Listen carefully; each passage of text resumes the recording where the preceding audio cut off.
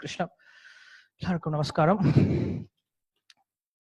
இன்னைக்கு நம்ம உத்தவ கீதை முறைப்படி ஆரம்பிக்க போறோம். ஏன்னா இதுக்கு முன்னாடி பாகவத தசமஸ்கந்தத்தை பேசிட்டு இருந்தோம். ஸோ தசமஸ்கந்தம் முடிஞ்ச பின்னாடி ஏகாதச ஸ்கந்தம் ஆரம்பிச்ச பின்னாடி அதையும் உத்தவ கீதை அப்படின்ற தலைப்பிலே பேசிட்டு இருந்துட்டோம். ஆனா உண்மையாலவே உத்தவ கீதையானது இங்க இருந்து ஆரம்பிக்குது. இன்னையிலிருந்து நேத்தே நான் பேசினோம் உத்தவ கீதைன்ற பேர் ஏன் இதுக்கு வந்தது.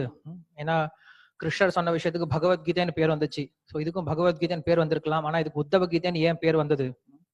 பிரமர கீதை, வேணு கீதா அப்படின்னு நிறைய கீதைகள்லாம் இருக்கு. ஸோ அப்படி இருக்கும்போது உத்தவ கீதைன்னு ஏன் பேர் வந்தது அப்படின்னா, இங்க உத்தவருடைய குணத்தை காட்டுது. உத்தவருடைய அந்த பக்தியை உயர்த்தி காட்டுறதுக்காக இங்க உத்தவ கீதைன்னு சொல்லப்பட்டிருக்கு. ஏன்னா கிருஷ்ணருக்கு ரொம்ப ரொம்ப நெருக்கமான பக்தர் அப்படின்னா உத்தவர் தவிர வேற யாரும் கிடையாது. அர்ஜுனன் பக்தரா இருந்தார்.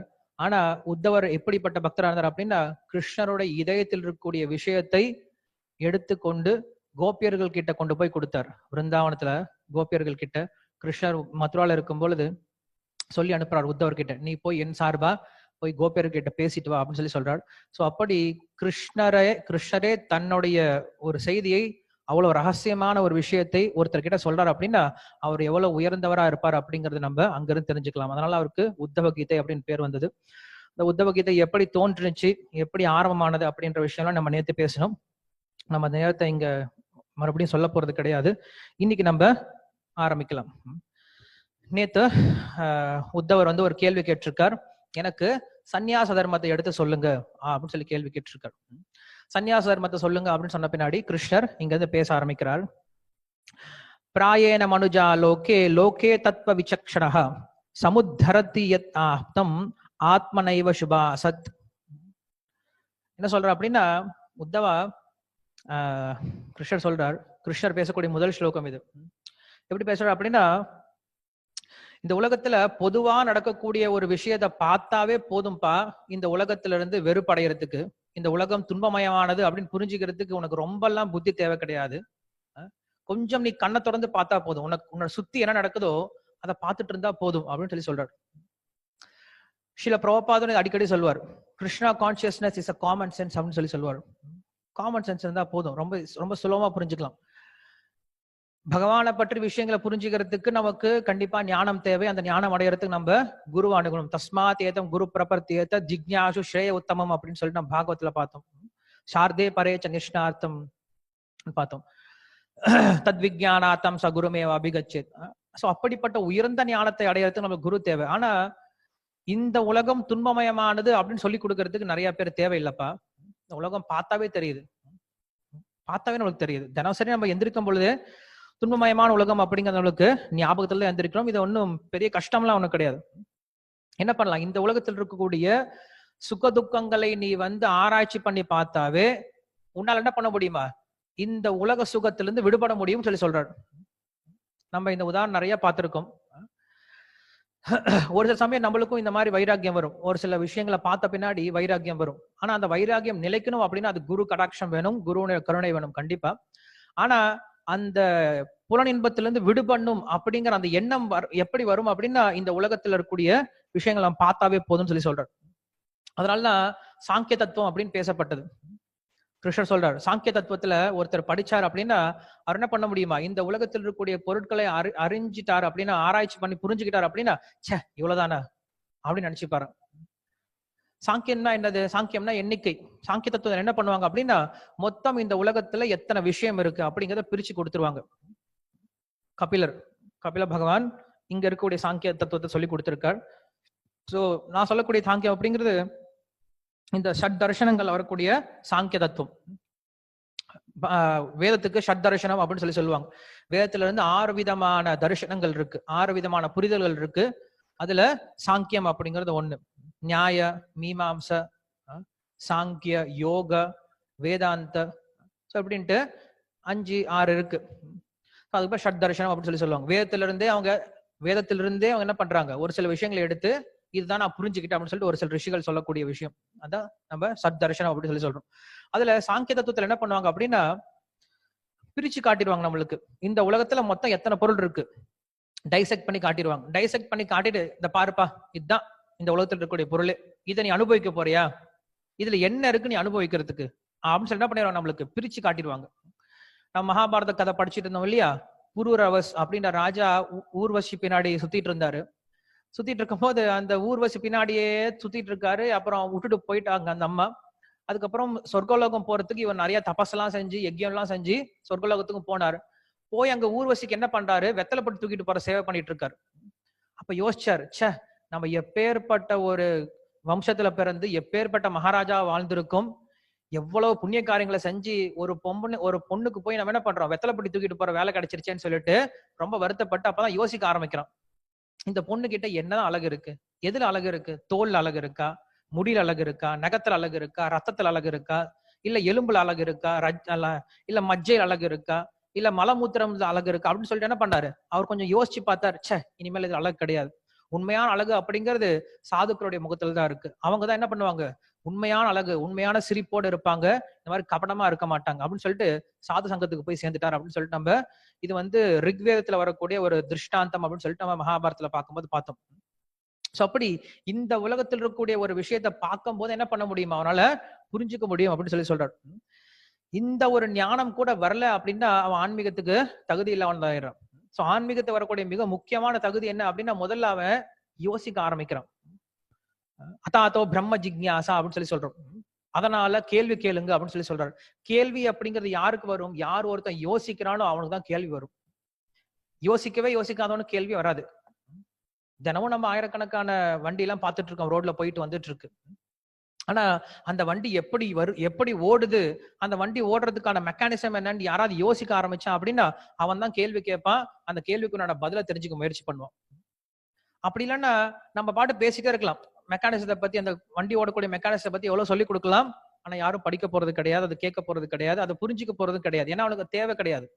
யார் ஒருத்தர் இந்த உலகத்தை பத்தி கொஞ்சமாவது படிக்க ஆரம்பிக்கிறாங்களோ, இந்த உலகத்தில் இருக்கக்கூடிய விஷயங்களை யார் ஒருத்தர் சுத்தி பார்க்க ஆரம்பிக்கிறாங்களோ, அப்படிப்பட்ட நபர்கள் தான் என்ன பண்றாங்களா, இந்த ஆன்மீகம் அப்படின்ற விஷயத்துக்கு வர ஆரம்பிக்கிறாங்களா. ஆனா என்ன ஒரு துரதிருஷ்டமான விஷயம் அப்படின்னா, இந்த கலியுகத்தில் நம்மளை யோசிக்க விடுறதே கிடையாது. இந்த கலியுகத்தினுடைய மிக முக்கியமான குறிக்கோள் என்ன அப்படின்னா, நம்மளை யோசிக்க விடுறதே கிடையாது. நம்மள இயற்கையில இருந்து தூரப்படுத்திட்டாங்க. நம்மளால எந்த அளவுக்கு செயற்கையா வாழ முடியுமோ அந்த அளவுக்கு செயற்கையா வாழ ஆரம்பிச்சிட்டோம். இயற்கையில இருந்து ரொம்ப தூரமா போயிட்டோம். தூரம் போகும்போது நம்மளால யோசிக்க கூட முடியாது எப்படி நடைபெறுது அப்படின்ட்டு. இதை யார் ஒருத்தர் இயற்கையோட ரொம்ப நெருக்கமா வாழ ஆரம்பிக்கிறாங்களோ அவங்களுக்கு இந்த ஆன்மீக ஞானம் அப்படிங்கிறது ரொம்ப சீக்கிரம் கிடைச்சிடும் அப்படின்னு சொல்லி சொல்றாரு. சரி, அப்படி அந்த சாங்கிய தத்துவத்துல சொல்லி கொடுத்துறாங்க. இந்த உலகத்துல என்ன பொருள் இருக்குன்னு தெரிஞ்சுக்கிட்டான் அப்படின்னா அவன் இந்த உலகத்துல பற்று வச்சிருக்க மாட்டான் அப்படின்ற ஒரு அர்த்தத்துல சொல்றாங்க. ஒரு முறை பிரம்மச்சரிய கிளாஸ் கொடுக்கறதுக்கு ஒரு சன்னியாசி என்ன பண்ணாரு அப்படின்னா, ஒரு பெண்ணுடைய உடலை டைசெக்ட் பண்ணி இந்த போஸ்ட்மார்ட்டம் எல்லாம் பண்ணுவாங்க இல்லையா, அந்த மாதிரி போஸ்ட்மார்ட்டம் செஞ்ச ஒரு வீடியோ காட்டுறாரு.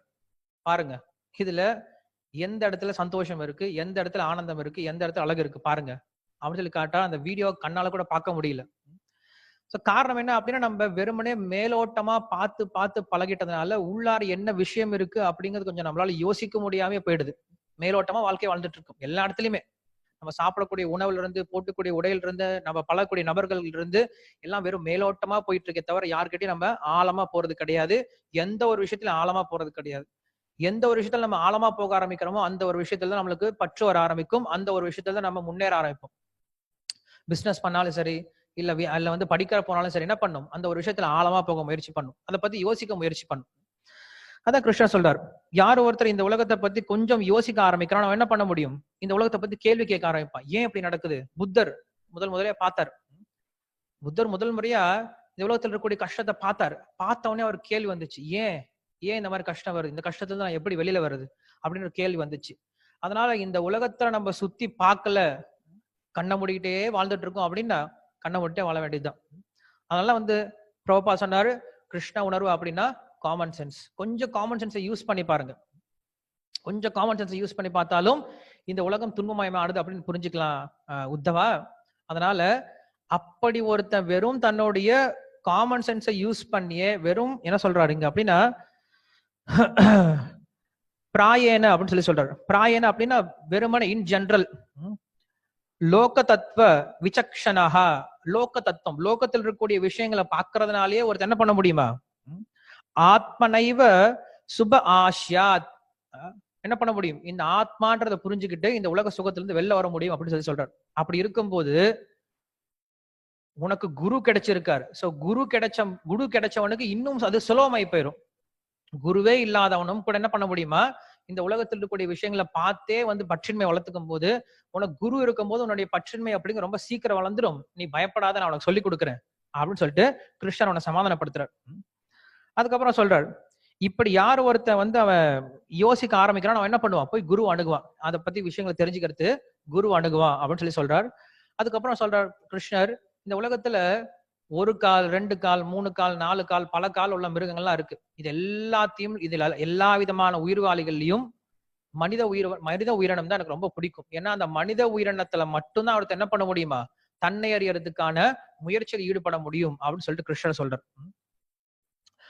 அப்படி வந்தவன் என்ன பண்றானா, அப்படி அவன் இந்த மனித உடம்புல பிறந்து தேடினாலும், நான் சொன்ன மாதிரி, இப்ப முன்னாடி சொன்ன மாதிரி இவ்வளவு விஷயத்தை தேடினாலும் குருவனுடைய உதவி இல்லாம அவனா கற்பனை பண்ணி எவ்வளவு விஷயம் தெரிஞ்சுக்க முயற்சி பண்ணாலும் தெரிஞ்சுக்க முடியாது அப்படிங்கிற விஷயம் சொல்றார். அத்திரமா மிருகயந்தி அத்த யுக்தயே துவிர் ஈஸ்வரம் கிருஹ்யமானயர் குணைர் லிங்கம் ஆகிருஹ்யமான மனமாத்மனஹ அப்படின்னு சொல்றார். அதுக்கப்புறம் கிருஷ்ணர் சொல்றார், இந்த விஷயம் நீ கேட்ட இல்லையா, இதுக்கு நான் உனக்கு ஒரு சரித்திரம் சொல்றேன், உனக்கு ஒரு கதை சொல்றேன். அந்த கதையில இந்த மாதிரி விஷயங்கள்லாம் பேசப்பட்டிருக்கு அப்படின்னு சொல்லிட்டு கிருஷ்ணர் ஆரம்பிக்கிறார். என்ன சொல்றாரு? யது மகாராஜன், உங்களுக்கு தெரியும், யயாதியினுடைய பையன் யது. அந்த யது மகாராஜன் என்ன பண்றாரு அப்படின்னா, ஒரு முறை காட்டுல போயிட்டு இருக்கும் போது அங்க ஒரு பிராமணரை பாக்குறாரு, ஒரு அவதூதரை பாக்குறாரு. அவதூதரை பார்த்த பின்னாடி ரொம்ப ஆச்சரியப்படுறாராம். அவர் சொல்றாரு, அவதூதம் த்விஜம் கஷ்டித் சரந்தம் அகுதோ பயம் கவிம் நிரீக்ஷ தருணம் யது பிரபஞ்ச தர்மவித். அவர் சொல்லக்கூடிய ஸ்லோகங்களை சொல்லிடுறேன், அப்புறம் என்ன கேள்வி கேட்டாரு சொல்றேன். ஏன்னா நம்ம பாகவதம் படிக்கிறோம் அப்படின்னா கண்டிப்பா ஸ்லோகத்தை உச்சாரணம் பண்றது அப்படிங்கிறது ரொம்ப முக்கியம். ஏன்னா இந்த ஸ்லோகங்கள் வியாசதேவர் கொடுத்த ஸ்லோகம், அந்த ஸ்லோகத்துக்கு அவ்வளவு சக்தி இருக்கு. நம்ம ஸ்லோகத்தையும் சொல்லிட்டு முடிஞ்ச வரைக்கும் பேச முயற்சி பண்ணலாம். பிராயோ தர்மர்த்த காமேஷு விவிச்சாயாம் ச மாணவாக ஹேதுனைவ சந்தன ஆயுஷோ யசஸ்ஸ்ரியா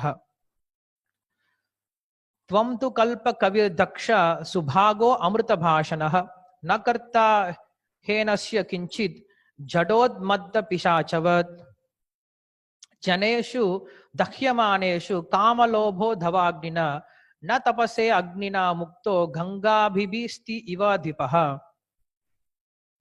त्वं हि न पृच्छत्वं ब्राह्मण आत्मन्यानंत कारणं ब्रूहि संस्पृश பூஹி சம்ஸ்பிருஷ விஹீனஸ்ய பவத கேவலாத்மனஹ சொல்றார். என்ன சொல்றாருன்னா, ஓ பிராமணரே, ஓ ஐயரே, உங்களை பார்த்தா ஒரு வேலை செய்யற மாதிரி தெரியலையே, ஒரு வேலை செய்யற மாதிரி தெரியல, சும்மாவே இருக்க மாதிரி தெரியுது.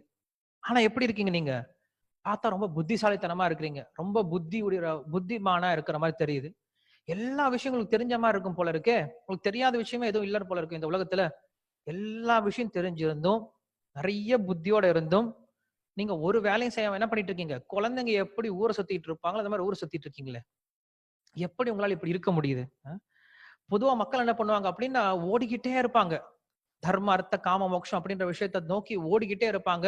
தங்களுடைய பயத்தை போக்குறதுக்காகவும், தங்களுடைய புகழை அதிகப்படுத்துறதுக்காகவும், தங்களுடைய செல்வத்தை அதிகப்படுத்துறதுக்காகவும் என்ன பண்றாங்க? மக்கள் ஓடிக்கிட்டே இருக்காங்க. ஆனா உங்களை பார்த்தா அப்படி ஓடுற மாதிரி தெரியலையே, என்ன சுவாமி? அதே போல சரி, உங்களால முடியாது, உங்களால ஒண்ணுமே முடியாது, தண்டம், நீங்க வெறுமனே ஒரு அம்மாஞ்சி, உனக்கு ஒண்ணும் தெரியாது அப்படின்னா பரவாயில்ல. ஆனா நீங்க எப்படி இருக்கீங்க? அவர் சொல்றாரு, உங்களை பார்த்தா எல்லாம் தெரிஞ்ச மாதிரி இருக்கே. துவம் து கல்ப கவிர் தக்ஷ, கவிர் ரொம்ப புத்திசாலித்தனமா இருக்கீங்க, தக்ஷ ரொம்ப எக்ஸ்பர்ட்டா இருக்கீங்க, சுபாக அமிர்த பாஷனஹா உங்க உடம்பெல்லாம் நல்லாதான் இருக்கு, ரொம்ப தெம்பா இருக்கு, அமிர்த பாஷனஹ ரொம்ப நல்லா பேசுவீங்க போல இருக்கே. இன்னும் பேசவே ஆரம்பிக்கவே இல்லை அவரு. ஆனா என்ன பண்றாரு? அந்த யது மகாராஜர் இதை பார்த்த உடனே இவ்வளவு அவர் கிரகிக்கிறாராம். சொல்றாரு, நகர்த்தா நேஹசே கிஞ்சித் ஜடோன்மத்த பிசாச்சவத். ஆனா நீங்க எப்படி இருக்கீங்க? இவ்வளவு நல்ல குணங்கள் இருந்தும் ஒரு ஜட உன்மத்த அப்படின்னா பைத்தியக்காரமா இருக்கீங்க, இல்லைன்னா பிசாச்சவத் பேய் பிடிச்ச மாதிரி இருக்கீங்களே அப்படின்னு சொல்றாரு. உண்மையில நம்ம ஒரு சில தூய பக்தர்களை பார்த்தோம் அப்படின்னா, ஏதாவது பைத்தியம் கீதம் பிடிச்சிருச்சா இல்ல பேய் ஏதாவது அடிச்சிருச்சா அப்படின்னு சொல்ற மாதிரிதான் இருக்குமா. அதான் உண்மையும் கூட. யார் ஒருத்தர் ஜட உலகத்துல முன்னேற முடியுமா அப்படின்னா, யார் ஒருத்தன் பேயா உழைக்கிறானோ அவன் ஜட உலகத்துல முன்னேறான். ஜட உலகத்துல அவ்வளவு பைத்தியக்காரனா இருக்கும், என்ன பண்றான், ஜட உலகத்துல முன்னேறான். அது ஜட வாழ்க்கை. அதே போல ஆன்மீக வாழ்க்கை அதுக்கு அப்படியே ஆப்போசிட். ஏன்னா அங்க அவன் பைத்தியம் ஆயிடுறான், அங்க அவன் பேயிடுறான், கிருஷ்ணரை தேடி அலைய ஆரம்பிக்கிறான். தூய பக்தனுடைய குணங்களை சொல்லும் போது சொல்றோம், உன்மத்த அப்படின்னு சொல்லி சொல்றோம், பைத்தியக்காரன் ஆயிடுறான். அப்படி ஆயிட்டான் அப்படின்னா என்ன ஆயிடும் அப்படின்னா, அவனுக்கு ஜட உலகையே மறந்து போயிடும். ஆன்மீக உலகத்தை, ஆன்மீக விஷயத்தை மறந்து போற நிலைதான் ஜட வாழ்க்கை. ஜட வாழ்க்கையை மறந்து போற நிலைதான் ஆன்மீக வாழ்க்கை. Complete opposite. அவ்வளவுதான். அவனுக்கு எனக்கு குடும்பம் இருக்கு இல்ல, ஆமா நான் இன்னைக்கு ஐயோ நான் சம்பாதிக்க போகவே இல்லையே, ஆமா என்ன இன்னைக்கு நான் பிக்ஷனுக்கு போவே இல்லையே, என்ன சாப்பிட போறேன், சரி பரவாயில்ல இன்னைக்கு சாப்பிடலாம், பரவாயில்ல நாளைக்கு சாப்பிட்டுக்கலாம் அப்படின்னு நினைச்சிட்டு. அந்த மாதிரி ஒரு சூழ்நிலை வந்துச்சு அப்படின்னா அவனுக்கு எந்த கர்மமும் கிடையாது. எஸ்வாத்மரதிரேவ ஸ்யாத் ஆத்ம திருப்தஸ்ச மானவஹ ஆத்மன் ஏவச்ச சந்துஷ்டஹ தஸ்ய காரியம் ந வித்யதே. கிருஷ்ணர் பகவத்கீதை சொல்றார், யார் ஒருத்தர் ஆத்மா நிலையில சந்தோஷத்துல இருக்கானோ அவனுக்கு வேற செய்ய வேண்டிய காரியம் ஒண்ணுமே கிடையாது. ஏன்னா ஆத்மா நிலையில இருக்கான். நம்ம எல்லாரும் அந்த நிலைக்கு போகவும் முடியாது. அதனால நம்ம இங்க சொல்ல வர்றாரு அப்படிங்கிற விஷயத்த முதல்ல தெரிஞ்சுக்கலாம். சொல்றாரு, இப்படி நீங்க இருக்கீங்க. ஏன்னா ஒரு சில நினைக்கலாம், ஆன்மீகவாதிகள் அப்படின்னா ஒன்னுத்துக்கு வேலைக்கு ஆகாதவங்க, புத்தி இல்லாதவன், சோம்பேறி, கையால் ஆகாதவன் தான் போய் ஆன்மீகத்துல உட்காந்துட்டு இருப்பான் அப்படின்னு நினைச்சிட்டு இருக்காங்க. ஆனா இங்க சொல்றாரு, அப்படி நீங்க ஒண்ணும் தெரியலையே, உங்களுக்கு இந்த உலகத்துல நிறைய திறமை இருக்கும் போல இருக்கு, நிறைய விஷயங்கள் செய்யறதுக்கு உங்களுக்கு வாய்ப்பு இருக்கும் போல இருக்கு. அப்படி இருந்தும் நீங்க எப்படி இருக்கீங்க, ஒன்னும் செய்யாம இருக்கீங்க. அதுதான் இருக்கிறதுல மிக உயர்ந்த பற்றின்மை. என்னால எல்லாம் முடியுன்ற பட்சத்தில் நான் எதுவும் செய்யாம கிருஷ்ணருக்காக என்னுடைய வாழ்க்கை அர்ப்பணிச்சேன் அப்படின்னா அதுதான் உண்மையான துறவு நிலை. அதுதான் உண்மையாலுமே நம்ம தியாகம் பண்றதுக்கு சமம். எல்லாம் என்கிட்ட ஒண்ணுமே இல்ல, நான் போய் உட்காந்துட்டேன் அப்படின்னா அது பெரிய விஷயம் கிடையாதான். என்கிட்ட எல்லாமே இருக்கு, இருந்தாலும் என்ன பண்றானு, கிருஷ்ணருக்காக எல்லாத்தையும் நான் விட்டுட்டு கிருஷ்ணருடைய சேவைக்காக நான் போறேன் அப்படின்னா அதுதான் மிக உயர்ந்த நிலை. நிறைய நம்ம உதாரணங்கள்ல சாஸ்திரங்கள் பார்த்திருக்கோம். சொல்றாரு அவரு, ஜனேஷு தஹ்யமானேஷு, அவர் சொல்றாரு, பொதுவா மக்கள் எப்படி இருக்காங்களா, ஜனேஷு தஹ்யமானேஷு அப்படின்னு சொல்லி சொல்றாரு, எரிஞ்சுக்கிட்டு இருக்காங்களாம். எது எரிஞ்சுக்கிட்டு இருக்காங்க, காமலோப தாவாக்னினா, மக்கள் காமம் அதே போல பேராசை அப்படின்ற விஷயத்துல எரிஞ்சிட்டு இருக்காங்களாம். இதே விஷயத்தான் பிரகலாத மகாராஜ் சொல்வார், இஸ்மாத் பிரிய அப்பிரிய வியோக சயோக ஜன்ம சோகாக்னினா சகல யோனிசு தஹ்யமானஹா அப்படின்னு சொல்லி சொல்வார். இந்த உலகத்துல மக்கள் எல்லாம் எரிஞ்சிட்டு இருக்காங்க. எதுல, சோக அக்னினா, சோகம்ன்ற ஒரு அக்னியில எரிஞ்சிட்டு இருக்காங்க. என்ன சோகம் அப்படிங்க, ஏன்னா அவனுக்கு சோகம் வந்துருச்சு. இஸ்மாத் பிரிய அப்பிரிய வியோக சயோக ஜென்ம, நமக்கு யார பிடிக்குமோ ரொம்ப பிடிக்குமோ அவங்கள விட்டு நம்ம பிரிஞ்சு இருக்க வேண்டியது இருக்கும். யாருக்கு நம்மள பிடிக்கவே பிடிக்காதோ அவன் கூட அவன் கூட வாழ்க்கை ஃபுல்லா வாழ வேண்டியதா இருக்கும். நம்ம வாழ்க்கை ஃபுல்லா இப்படிதான் போயிட்டு இருக்கு. பிடிக்காதவங்க கூட சேர்ந்து வாழணும், பிடிச்சவங்க கூட தூரமா இருந்து வாழணும். இந்த மாதிரி ஒரு சோகாக்னியில் என்ன பண்றான், வாழ்க்கை ஃபுல்லா எரிஞ்சிட்டு இருக்கான. துக்கௌஷதம் ததவி துக்கம் அதத்யாகம் பூமான் பிரமாமி வதமே தவ தாசயோகம். அந்த சோக அக்னியை அழிக்கிறதுக்கு நான் என்ன பண்றேன், ஏதாவது ஒரு தீர்வு கண்டுபிடிக்க முயற்சி பண்றேன். ஆனா அந்த தீர்வு என்ன ஆயிடுது, மறுபடியும் ஒரு பிரச்சனையா முடியுது. துக்கௌஷதம் ததபி துக்கம் அப்படின்னு சொல்றாரு. எந்த ஒரு துக்கத்துக்கு நான் தீர்வு கண்டுபிடிச்சனோ அந்த தீர்வு என்ன ஆயிடுச்சு, மறுபடியும் ஒரு துக்கமா முடியுது. அதனால என்ன சொல்றாரு, பூமான் பிரமாமி வமே தவ தாசிய யோகம். அதனால உன்னுடைய தாசிய யோகம், உன்னுடைய சேவை பண்ணக்கூடிய எனக்கு அந்த ஒரு யோகத்தை மட்டும் கொடு போதும் நரசிம்மா அப்படின்னு சொல்றாரு, பிரகலாதர் சொல்றார். சோ அப்படி இந்த உலகத்துல மக்கள் என்ன பண்ணிட்டு இருக்காங்களா, காமலோபா தாவாக்னினா அப்படின்னு சொல்றாரு. இங்க எல்லாம் எரிஞ்சிட்டு இருக்காங்க. ஆனா நீ எப்படி இருக்க, நான் தபசே அக்னினா முக்தோ, நீ இந்த அக்னில எரியற மாதிரி தெரியலையே, ஏன் எப்படி இருக்கியா, கங்காம்பாஸ்த இவ த்விபாஹா, ஒரு யானையானது கங்கை நடுவில் நின்னுகிட்டு அந்த ஊரே பத்திட்டு எரியுது. யானைக்கு எப்படி இருக்கும், ஜிலு ஜிலு ஜிலு ஜிலுன்னு இருக்கும் இல்லையா. ஊரே எல்லாம் பத்தி எரிஞ்சிட்டு இருக்கு, எல்லாம் எரிஞ்சிட்டு இருக்கும், ஐயோ ஐயோ லபோ திவனம் அடிச்சுக்கிறாங்க. ஆனா யானை, கங்கை நதியில நின்று இருக்கக்கூடிய யானை எப்படி இருக்கும், ஒன்னும் பிரச்சனை இல்லாம பிரசாந்தமா இருக்கும், அமைதியா இருக்கும். அப்படி நீங்க இருக்கீங்களே, ஊரே எரிஞ்சிட்டு இருக்கும் போது அமைதியா இருக்கணும். எல்லாரும் அமைதியா இருக்கும் போது கிடையாது, ஊரே எரியணும், அப்ப அமைதியா இருக்கணும். அதான் உண்மையான ஸ்தித பிரக்ஞனும் நிலை. எப்படிப்பட்ட துன்பத்தில் எப்படி இருக்கா, அமைதியா இருக்கா, பிரசாந்தமா இருக்கணும். அப்படிப்பட்ட நிலையை கத்துக்கணும். சில பிரபுபாதர் இருந்தார் ஒரு முறை, உலக போர் ரெண்டாவது உலக போர் நடந்துருந்துச்சு. நடந்துட்டு இருக்கும் போது எல்லாம் பாம் அங்க இருந்து போட்டுட்டு இருக்கானுங்க. எல்லாம் கல்கட்டெல்லாம் பாம் வெடிச்சிட்டு இருக்கு, சத்தம் வருது. சில ப்ராப்பர் உட்காந்து அமைதியா சமாஸ் சாப்பிட்டுட்டு இருக்காரு. எல்லாம் சொல்றாங்க, பாம் வெடிச்சிட்டு உனக்கு கொஞ்சம் கூட பயம் இல்லையா? வெடிக்கட்டுமே, சமாஸ் சாப்பிட்டு செத்து போலாமே, என்ன இருக்கு? இதுக்காக நான் சமோசா சாப்பிட விடணுமா என்ன? அவருக்கு சமோசா கச்சோரி ரொம்ப பிடிக்கும். சொல்றாரு, என்ன ஆக போகுது, இருந்தா வாழ போறோம், போனா போக போறோம், இதுல என்ன இருக்கு? போறதுக்கு முன்னாடி நல்லா சமோசா சாப்பிட்டு போலாம்டா, இதுல என்ன இருக்கு அப்படின்னு சொல்லி சொல்றாரு. அப்படி எப்படி இருக்கணும்? ரொம்ப கூலா கத்துக்கணுமா? இதுதான் நம்மளுக்கு ஆன்மீகம் கத்துக் கொடுக்குது. எப்படிப்பட்ட சூழ்நிலை வந்தாலும் அமைதியா இருக்க கத்துக்கணும். சந்தோஷம் வந்தா உடனே எகிரி குதிக்கிறது, துக்கம் வந்தா உடனே சோர்ந்து போயிட்டு அழுகிறது கிடையாது. ரெண்டு சமயத்திலையும் ஒரே மாதிரி இருக்கிறது. அதான் சிதப்பிரக்யா அப்படின்னு சொல்லி சொல்றாரு. இதெல்லாம் பேச போறாரு. இப்ப இதெல்லாம் கேள்வி கேட்கிறாரு அவரு. பார்த்தா அப்படி இருக்கு, எப்படி பார்த்தா அப்படி தெரியுதுப்பா அப்படின்னு சொல்லி சொல்றாரு. அதுக்கப்புறம் துவம்ஹின பிருச்சத்வம் பிரம்மன் ஆத்மைவ ஆனந்த காரணம் பூஹி ஸ்பர்ஷ விஹ்னஸ்ய பவத கேவலாத்மனஹ. நான் உங்ககிட்ட தெரிஞ்சுக்க விரும்புறேன், நீ எப்படி இப்படி இருக்கு அமைதியா இருக்கன்னு எனக்கு புரியல, எனக்கு சொல்லிக் கொடு அப்படின்னு சொல்லி சொல்றாரு. இதே விஷயத்த நம்ம பாகவத்துடைய ஆரம்பத்திலையும் பார்த்தோம். பாகவத்துடைய ஆரம்பத்துல அங்க எல்லா ரிஷிகள் என்ன பண்றாங்க, நைமிஷார ரிஷிகள் எல்லாம் வந்து யஜ்யம் செஞ்சு நூற்றுக்கணக்கான வருஷம் யஜ்யம் செஞ்சு என்ன ஆகுது, அவங்க முகமெல்லாம் கருப்பை பிடிச்சு, உடம்பெல்லாம் கருப்பை பிடிச்சு, ஆனா ஒன்னும் ஆனந்தம் வந்த பாரு கிடையாது, துக்கமா இருக்கு, அவங்க குழப்பம் தான் இருக்கான். அவங்களுக்கு என்ன பண்றதுன்னு தெரியல. அவங்க என்ன பண்றாங்க, அப்பதான் போய் சூத்த கோஸ்வாமி பாக்குறாங்க. தூரத்துல ஒரு வைஷ்ணவர் உட்காந்துட்டு இருக்கா, ரொம்ப அமைதியா உட்காந்துட்டு இருக்காரு. அவரை பார்த்த பின்னாடி எல்லாம் இவங்க இத்தனை ஆயிரம் ரிஷிகள் என்ன பண்றாங்க, அவங்க கிட்ட போய் நமஸ்காரம் பண்றாங்க. அவர்கிட்ட பணிவா கேள்வி கேட்கிறாங்க. பூரி கர்மாணி ஸ்ரோத்தவ்யானி விபாகஷா சாதோ அத்தியத்திர சாரம் சமுத்திஜ்ய மனிஷயா அப்படின்னு சொல்லி சொல்றாரு. சாதுவே, நாங்க இவ்வளவு யஜ்யம் பண்றோம், இவ்வளவு தபஸ் பண்றோம், இவ்வளவு புண்ணிய காரியங்கள் பண்றோம், ஆனா எங்களுக்கு மனசு திருப்தி வந்த மாதிரி தெரியல.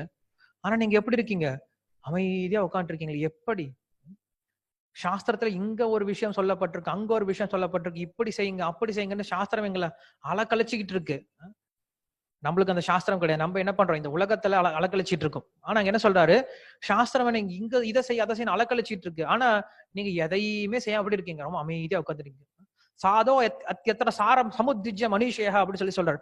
அந்த சாஸ்திரத்துடைய சாரம் என்ன எனக்கு சொல்லி கொடுங்க அப்படின்னு சொல்லி சொல்றாரு சூத்த கோஸ்வாமி கிட்ட. சூத்த கோஸ்வாமி அதுக்கப்புறம் தான் பாகவதம் பேச ஆரம்பிக்கிறார். சோ அப்படி இந்த இது மகாராஜ் என்ன பண்றாரா, கேள்வி கேட்கிறாரா, எனக்கு சொல்லி கொடுங்க உங்களுடைய சீக்ரெட் ஆஃப் யுவர் எனர்ஜி அப்படின்னு சொல்லி சொல்றாங்க. அந்த மாதிரி உங்களுடைய இப்படி பிரசாந்தமான ஒரு நிலைக்கு பிரம்மபூத பிரசன்னாத்மா அப்படின்னு சொல்லி சொல்றாங்க. எவ்வளவு ஒரு அழகான ஒரு வார்த்தை, பிரசன்னாத்மா. அந்த வார்த்தை சொல்லும் போது சில புரோபா சொல்றாரு, பிரசன்னாத்மா அப்படின்னு சொல்லி சொல்றாரு. பிரசன்னாத்மா ரொம்ப அமைதியா இருக்கக்கூடிய ஆள். ஏன்னா கடைசியில் நம்மளுக்கு தேவை அந்த அமைதி தான். அமைதி வரல அப்படின்னா வேற எதுவுமே கிடையாது. கிருஷ்ணர் பகவத்கீதையில அமைதிக்கான வழி என்னன்னு கூட சொல்லி கொடுக்கிறார். அமைதி கெட்டு போறதுக்கான வழி என்ன அப்படிங்கிற விஷயம் சொல்லி கொடுக்கிறார் நம்மளுக்கு. ஸ்கல்ல பின்னாடி அதுக்கப்புறம் அவரு பதில் சொல்ல ஆரம்பிக்கிறார். கிருஷ்ணர் சொல்றார், என்னாச்சு?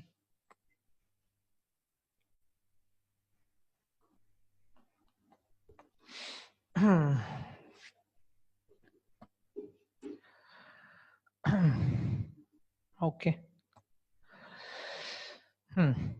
சோ இப்ப அந்த பிராமணர் வந்து பேச ஆரம்பிக்கிறார். கேக்குதா? கேக்குது இல்ல? ஓகே. அவர் சொல்றாரு, நீ கேட்ட இல்லையா நான் எங்க இதெல்லாம் கத்துக்கிட்டேன் அப்படின்ட்டு. உங்களுக்கு நீங்க எங்க நீங்க என்ன குருவா எடுத்துக்கிட்டு என்ன பண்ணுங்க, என்ன உனக்கு சிஷ்யனை எடுத்துக்கிட்டு எனக்கு இதெல்லாம் சொல்லி கொடுங்க அப்படின்னு சொல்லிட்டு அந்த பிராமணர் கிட்ட சொல்றாரு. அதுக்கு அந்த பிராமணர் சொல்றார், நான் உன்னுடைய குருவா? நான் குரு கிடையாதுப்பா, நான் தான் இருக்கிறதுல சிஷ்யன். இந்த உலகமே எனக்கு குரு தான். இந்த உலகத்துல நான் நிறைய விஷயங்களை கத்துக்கிட்டேன். உண்மையில நான் ஒருத்தன் தான் இங்க சிஷ்யனை, மத்தவங்க எல்லாரும் எனக்கு குரு. அந்த மாதிரி நிலைமைக்கு வந்துட்டாரு. ஏன்னா அந்த மாதிரி ஒரு நிலைமைக்கு வந்தாதான் நம்ம மத்தவங்க கிட்ட இருந்து கத்துக்க ஆரம்பிப்போம். அந்த நிலைமை நம்மளுக்கு வர்றது கிடையாது. ஒரு வைஷ்ணவர் ஒரு நல்ல வியாபாரி, நல்ல வியாபாரம் பண்ணார், நிறைய பணம் சம்பாதிச்சார். பிருந்தாவனம் போனார். போன பின்னாடி அவரு நிறைய அங்கேயும் சேவையெல்லாம் பண்ணிட்டு இருக்காரு. அப்ப அங்க ஒரு பாபாஜியை பாக்குறாரு. அவர்கிட்ட போய் தீட்சை வாங்கணும்னு சொல்லி கேட்கிறாரு. பாபாஜி சொல்றாரு, அவர் போய் தெரியும் அவருக்கு. என்ன சொல்றாரு, சரி என்ன பண்ண, விருந்தாவனத்துல இருக்கிறதுலே உன்னை விட குணத்துல கம்மியானவன் யாராவது ஒருத்தனை இருந்தா அவனை போய் தேடி புடிச்சிட்டு வா, நான் அவனுக்கு தீட்சை கொடுக்குறேன் அப்படின்னு சொல்லி சொல்றாரு. இது என்ன பெரிய விஷயம், என்னை விட கம்மியானவனா, எல்லாருமே இருக்காங்களே, நான் தான் எவ்வளவு பெரிய ஆளு, என்னை விட கம்மியானாலும் நான் ஈஸியா புடிச்சிட்டு வந்துடுவேன், தோ போயிட்டு வரேன்னு சொல்லிட்டு வெளில போனாராம். வெளில போயிட்டு பார்க்க ஆரம்பிச்சாருன்னா அங்க ஃபர்ஸ்ட் விரஜவாசிகள் தான் பாக்குறாங்க. இவங்க எல்லாரும் என்ன மாதிரி கிடையாது, நான் வந்து எவ்வளவு பற்றின்மையோட இங்க வந்து சேவை பண்ணிட்டு இருக்கேன், இவங்க எல்லாம் இப்படி இருக்காங்க, இவங்க எல்லாம் என்னை விட கம்மிதான் அப்படின்னு சொல்லி நினைச்சாராம். அப்புறம் யோசிச்சு பார்த்தா, இல்லையே இவங்க விருந்தாவனத்துல பிறந்திருக்காங்களே, எனக்கு விருந்தாவனத்துல பிறக்கக்கூடிய பாக்கியம் கிடைக்கலையே, அப்படின்னா என்னை விட இவங்க புண்ணியசாலிகளா இருக்காங்களே அப்படின்னு சொல்லி நினைச்சாராம். அதுக்கப்புறம் குரங்கெல்லாம் பார்க்க ஆரம்பிச்சாரு, அங்க இருக்கக்கூடிய பன்றிகளை பார்க்க ஆரம்பிச்சாரு. அதுக்கப்புறம் அங்க இருக்கக்கூடிய ஒரு மலம், அந்த மலத்தில் இருக்கக்கூடிய புழுவை பார்க்க ஆரம்பிச்சார். ஒவ்வொன்னா பார்க்க ஆரம்பிச்சா இதெல்லாம் என்ன விட உயர்ந்தது, எதாவது உயர்ந்தது அப்படின்னு சொல்லிட்டு போறாரு. கடைசியில இப்ப பிடிச்சிட்டேன், இந்த மலத்தில் இருக்கக்கூடிய புழு கண்டிப்பா என்னை விட தாழ்ந்த ஒரு உயிரினமா தான் இருக்கணும், இதை நான் கொண்டு போய் என் குரு கிட்ட காட்டி நான் தீட்சை வாங்கிக்கலாம் நினைக்கிறாரு. அதுக்கப்புறம் யோசிச்சு பார்த்தறேன், சேச்சா இல்லையே, இந்த புழு என்னை விட பெட்டரு. என்னன்னா நான் என்ன பண்றேன், ரசகுல்லா குலாப் ஜாமெல்லாம் சாப்பிட்டு மலமா மாத்திட்டு இருக்கேன். நல்ல விஷயத்த சாப்பிட்றேன், ஆனா என்கிட்ட இருந்து வெளில வரும்போது எல்லாம் மலமா வெளில வருது. ஆனா இந்த புழு என்ன பண்ணுது, அந்த மலத்தை சாப்பிட்டுட்டு என்ன பண்ணுது, அந்த புழு வந்து நல்ல உரமா வந்து எல்லாத்துக்கும் கொடுத்துட்டு இருக்கு. அதனால அந்த புழு வந்து என்னை விட சிறந்ததா இருக்கு அப்படின்னு சொல்லி சொன்னாரு. அப்புறமேல அவர் போய் சொல்றாரு, அந்த குரு கிட்ட சொல்றார், பாபாஜி என்னை விட தாழ்ந்த நபரை இந்த உலகத்துல யாரையும் நான் பார்க்கவே முடியல, நான் தான் இருக்கிறதுல மிகவும் தாழ்ந்தவன் அப்படின்னு சொல்லி சொல்றாரு. அப்பதான் அந்த பாபாஜி சொல்றாரு, சரி இப்பவா அவனுக்கு தீட்சை இப்ப நான் கொடுக்குறேன் அப்படின்னு சொல்லி சொல்றாரு. அந்த ஒரு நிலைமைக்கு புரிஞ்ச பிறகு என்ன பண்றாரு, அவரு சிஷ்யனை ஏத்துக்கிறார். அதே மாதிரிதான் இங்க என்ன சொல்றாரு, அவதூத பிராமணன் என்ன சொல்றாரு அப்படின்னா, உண்மையில நான் ஒண்ணும் குரு இல்லப்பா, எனக்கு இந்த உலகமே குரு, நான் இந்த உலகத்துல இருந்து நிறைய விஷயம் கத்துக்கிட்டு இருக்கேன், அதனால நான் தான் சிஷ்யனா இருக்கிறதுனால என்ன பண்றேன், இந்த உலகத்துல நிறைய விஷயம் கத்துக்கிட்டேன், என்னோட குருக்கள் யார் தெரியுமா உனக்கு சொல்றேன் அப்படின்னு சொல்லி சொல்றாரு. பிருத்திவி வாயுர் ஆகாஷம் ஆப்போ அக்னிச்சந்திரம ரவஹ கபதோ அஜாக்ர சிந்து பதாங்கோ மதுகிருத் கஜாஹ மதுஹா ஹரினோ மீன பிங்கள குருரோ அர்கபஹ குமாரி ஷரக்ருத் சர்ப்போ உருணாபிஹி சுபேஷகிருத் ஏதேமே குருவோ ராஜன் சதுர்விம்சதிர் ஆஸ்ரிதாஹ சிக்ஷ விருத்திபிர் ஏதேஷாம் அனவாஷிகம் இதாத்மனஹ. என் குரு யாராருன்னு சொல்லி சொல்றாரு அவரு. ரொம்ப ஆச்சரியமான ஒரு கட்டம் இது. 24 குரு எனக்கு இருக்காங்க அப்படின்னு சொல்லி சொல்றாரு. யாரெல்லாம் குருவா சொல்லும்போது சொல்றாரு அவரு, முதல்ல எனக்கு இந்த பூமி ஒரு குரு, அதுக்கப்புறம் ஆகாசம் ஒரு குரு, அதுக்கப்புறம் காற்று ஒரு குரு, அதுக்கப்புறம் தண்ணீர் ஒரு குரு, அதுக்கப்புறம் நெருப்பு, அதுக்கப்புறம் சந்திரன், சூரியன், அதுக்கப்புறம் என்ன சொல்றாரு, யானை, ஒரு புறா, மலைப்பாம்பு, ஒரு ஒரு பெரிய சமுத்திரம், அதே போல இந்த தீயில போய் விழுந்துரும் இல்லையா சின்ன சின்ன பூச்சி, ஈசல் அந்த மாதிரி, அதுக்கப்புறம் தேனி, தேனியை திருடுபவன், அதுக்கப்புறம் மான், மீன், பிங்கள அப்படின்ற ஒரு விபச்சாரி, குரூரவ அப்படின்ற ஒரு பறவை, அதுக்கப்புறம் ஒரு சின்ன குழந்தை, ஒரு ஒரு இளம் பெண், அதுக்கப்புறம் ஒரு வில்லை வில்லை வில்லை செய்யக்கூடிய ஒரு நபர், அதுக்கப்புறம் ஒரு பாம்பு, ஒரு 8 கால் பூச்சி, இதெல்லாம் எனக்கு குரு அப்படின்னு சொல்லி சொல்றாரு. அவர் ஆச்சரியப்படுறாரு. எது மகாராஜா ஆச்சரியப்படுறாரு, இதெல்லாம் குரு அவனுக்கு? ஆமாப்பா, இந்த இந்த விஷயத்துல நான் நிறைய கத்துக்கிட்டேன். உண்மையில நம்ம வந்து நான் தான் சொன்னேன் இல்லையா, கிருஷ்ணன் சொல்றாரு ஆரம்பத்துல என்ன சொல்றாரு, இந்த உலகத்தில் நடக்கக்கூடிய விஷயத்த பார்த்தாவே நம்ம பல நிறைய விஷயம் கத்துக்கலாம். ஏன்னா பிரகிருதியில அவ்வளவு விஷயம் இருக்கு. கிருஷ்ணர் வந்து பிரகிருதியை படைச்சிருக்காரு அப்படின்னா வெறுமனே அனுபவிக்கிறதுக்கு மட்டும் கிடையாது, அதுல இருந்து நம்ம நிறைய விஷயம் கத்துக்கிறதுக்காக படைச்சிருக்காரு. அது யார் ஒருத்தன் கத்துக்கிறானோ அவன் மகாத்மா ஆயிடுறான். ஸ்ரீதர சுவாமி உங்களுக்கு தெரிஞ்சிருக்கும். ஸ்ரீதர சுவாமி அப்படின்றவர் வந்து முதல்ல பாகவத்துக்கு வியாக்கியானம் எழுதுறவர் தான் ஸ்ரீதர சுவாமி. நம்ம சைத்தன்ய மகாபிரபு ஸ்ரீதர சுவாமியினுடைய வியாக்கியானத்தை தான் வந்து எடுத்து சொல்றாரு பாகவத்துக்கு. ஸ்ரீதர சுவாமி என்ன பண்றாரு அப்படின்னா, அவருடைய மனைவி இறந்துட்டாங்க, குழந்தைகள் இருக்கு, என்ன பண்றது அப்படின்னு தெரியல, வாழ்க்கையில என்ன பண்றது இனிமேல் அப்படின்னு சொல்லிட்டு தெரியாத ஒரு கட்டத்துல இருக்காரு. அப்ப அவர் வந்து ஒரு சிலந்தி வலைய பாக்குறாரு. சிலந்தி வலைய பார்க்கும்போது அதுல என்ன பண்ண, சிலந்தி கபகபன் வெளில போகுது, ஒரு சின்ன பூச்சியை பிடிச்சிட்டு வருது, அந்த சிலந்தி வலைக்குள்ள மாட்டுது, அதை போட்டு சுத்துது, சாப்பிடுது, மறுபடியும் விட்டுடுது. இதை பாக்குறாரு. பார்த்தோன்னே ஒரு சன்னியாசம் எடுத்துட்டு போயிட்டாரு. ஜஸ்ட் இந்த சிலந்தையை பார்த்தா சன்னியாசம் எடுத்துட்டு போயிட்டாரு. என்ன புரிஞ்சுக்கிட்டாரு, பகவான் பாத்துக்கிறார். அந்த ஒரு சின்ன சிலந்தி கூட என்ன பண்றாரு, பகவான் உணவு கொடுக்கிறார். சோ பகவான் உணவு கொடுக்கான்னு நினைக்கும் போது நான் ஏன் மற்ற விஷயத்தை கவலை பண்ணணும், நான் என்னுடைய கடமை என்னவோ செஞ்சுட்டு போயிட்டே இருக்கேன். என்னுடைய கடமை என்னது, நான் என்னுடைய ஆன்மீக விஷயங்கள்ல ஈடுபடணும், அதை நான் செஞ்சுட்டு போயிட்டே இருக்கேன்னு சொல்லிட்டு அவர் அங்க இருந்து சன்னியாசம் எடுத்துட்டு போயிட்டாரு. ஒரு சின்ன உதாரணம் தான் சொல்றேன். ஸோ இப்படி நம்ம நிறைய உதாரணங்களை வந்து சாஸ்திரங்கள்ல பார்க்கலாம். எப்படி வெறும் இயற்கையா வெறும் பாக்குறதுனால என்ன பண்ண முடியும்? ஒருத்தர் ப்ராப்பரா நம்மளை எப்ப இயற்கையை தான் காட்டுவார். இயற்கையை காட்டி காட்டி சொல்லுவார், பாரு இது கிருஷ்ணருடைய சக்தி எப்படி இருக்கு, கிருஷ்ணருடைய சக்தி எப்படி எங்கிட்டு இருக்கு அப்படின்னு சொல்லிட்டு காட்டுவார். ஸோ அதுல முதல்ல வருது என்னது? பூமியை பத்தி சொல்றார். பூமியில இருந்து என்ன கத்துக்கிட்டேன் அப்படின்னு சொல்லி கேட்கும்போது அவர் சொல்றார், அன்வசிக்ஷம் க்ஷிதிர் வர்த்தனம் அப்படின்னு சொல்லி சொல்றார். அன்வசிக்ஷம் க்ஷிதிர் வர்த்தம் அப்படின்னு சொல்லி சொல்றார். என்னது? பூமி என்ன பண்றோம் அப்படின்னா, பூமி கிட்ட இருந்து என்ன கத்துக்கிட்டேன்? முதல்ல பொறுமையை கத்துக்கிட்டேன். பூமி என்ன பண்றாங்க அப்படின்னா, பூமியை போட்டு தோன்றாங்க, குழி பண்றாங்க, பூமி மேல மல விசர்ஜனம் பண்றாங்க, மூத்திர விசர்ஜனம் பண்றாங்க, பூமி மேல என்னெல்லாம் காரியங்கள் பண்ண முடியுமோ அவ்வளவு காரியங்களை பண்றாங்க. ஆனா பூமி எப்படி இருக்கான்? ரொம்ப அமைதியா இருக்கான், எல்லாத்தையும் பொறுத்துட்டு இருக்கான். ஒரு நிமிஷம் கூட தேவையில்லை, 6 நிமிஷம் அந்த பூமி கோவப்பட்டுடுச்சு அப்படின்னா 100 1000 பேர் இறந்துட்டாங்க, 1,00,000 பேர் இறந்துட்டாங்க அப்படின்ற செய்தி வரும். ஆனா என்ன பூமி என்ன பண்ணுதா? அந்த பூமிக்கு திறமை இருக்கு. மனுஷங்கள் நினைச்சா ஒரு நிமிஷத்துல என்ன பண்ண முடிஞ்சிடும்? அழிச்சிட முடியும். அந்த திறமை இருக்கு, அந்த சக்தி இருக்கு. அப்படி இருந்தும் என்ன பண்ணுதா? பொறுமையா காத்துட்டு இருக்கான். அதனால தரா அப்படின்னு சொல்லி சொல்றோம், பூமியை தரான்னு சொல்லி சொல்றோம். சோ அப்படி ஒருத்தர் எப்படி இருக்கணுமா? எப்படிப்பட்ட சூழ்நிலை வந்தாலும் பொறுமையா இருக்க கத்துக்கணுமா? அந்த பூமியில இருந்து தெரிஞ்சுக்கிட்டேன். அதே போல அந்த பூமி என்ன பண்ணுதா? நிறைய கனிமங்களை கொடுக்குது நம்மளுக்கு, நிறைய வளங்கள் பூமியில இருந்து என்ன பண்றோம்? வெட்டி வெட்டி வெட்டி எடுத்துட்டு இருக்கோம். குறிப்பா வந்து நிறைய உலோகங்கள் எடுக்கிறோம், பெட்ரோல் எடுக்கிறோம், எல்லா விஷயம் என்ன பண்றோம்? பூமியில தான் இருக்கு. தண்ணியை உறிஞ்சு எடுத்துடுறோம். அப்படி எடுக்கும்போது பூமி என்ன பண்ணுது? எல்லாத்தையும் கொடுத்துட்டே இருக்கு. தனக்கு ஏதாவது பண்றாங்களா மனுஷர்கள் யோசிச்சு பாக்குறதே கிடையாது. மற்றவங்களுடைய நலனுக்காகவே பூமி வாழ்ந்துட்டு இருக்கான். சோ இப்படி மற்றவர்களுடைய நலனுக்காக நம்ம வாழ ஆரம்பிக்கணும் அப்படிங்கிற விஷயத்த என்ன பண்றேன்? பூமியில இருந்து கத்துக்கிட்டேன்.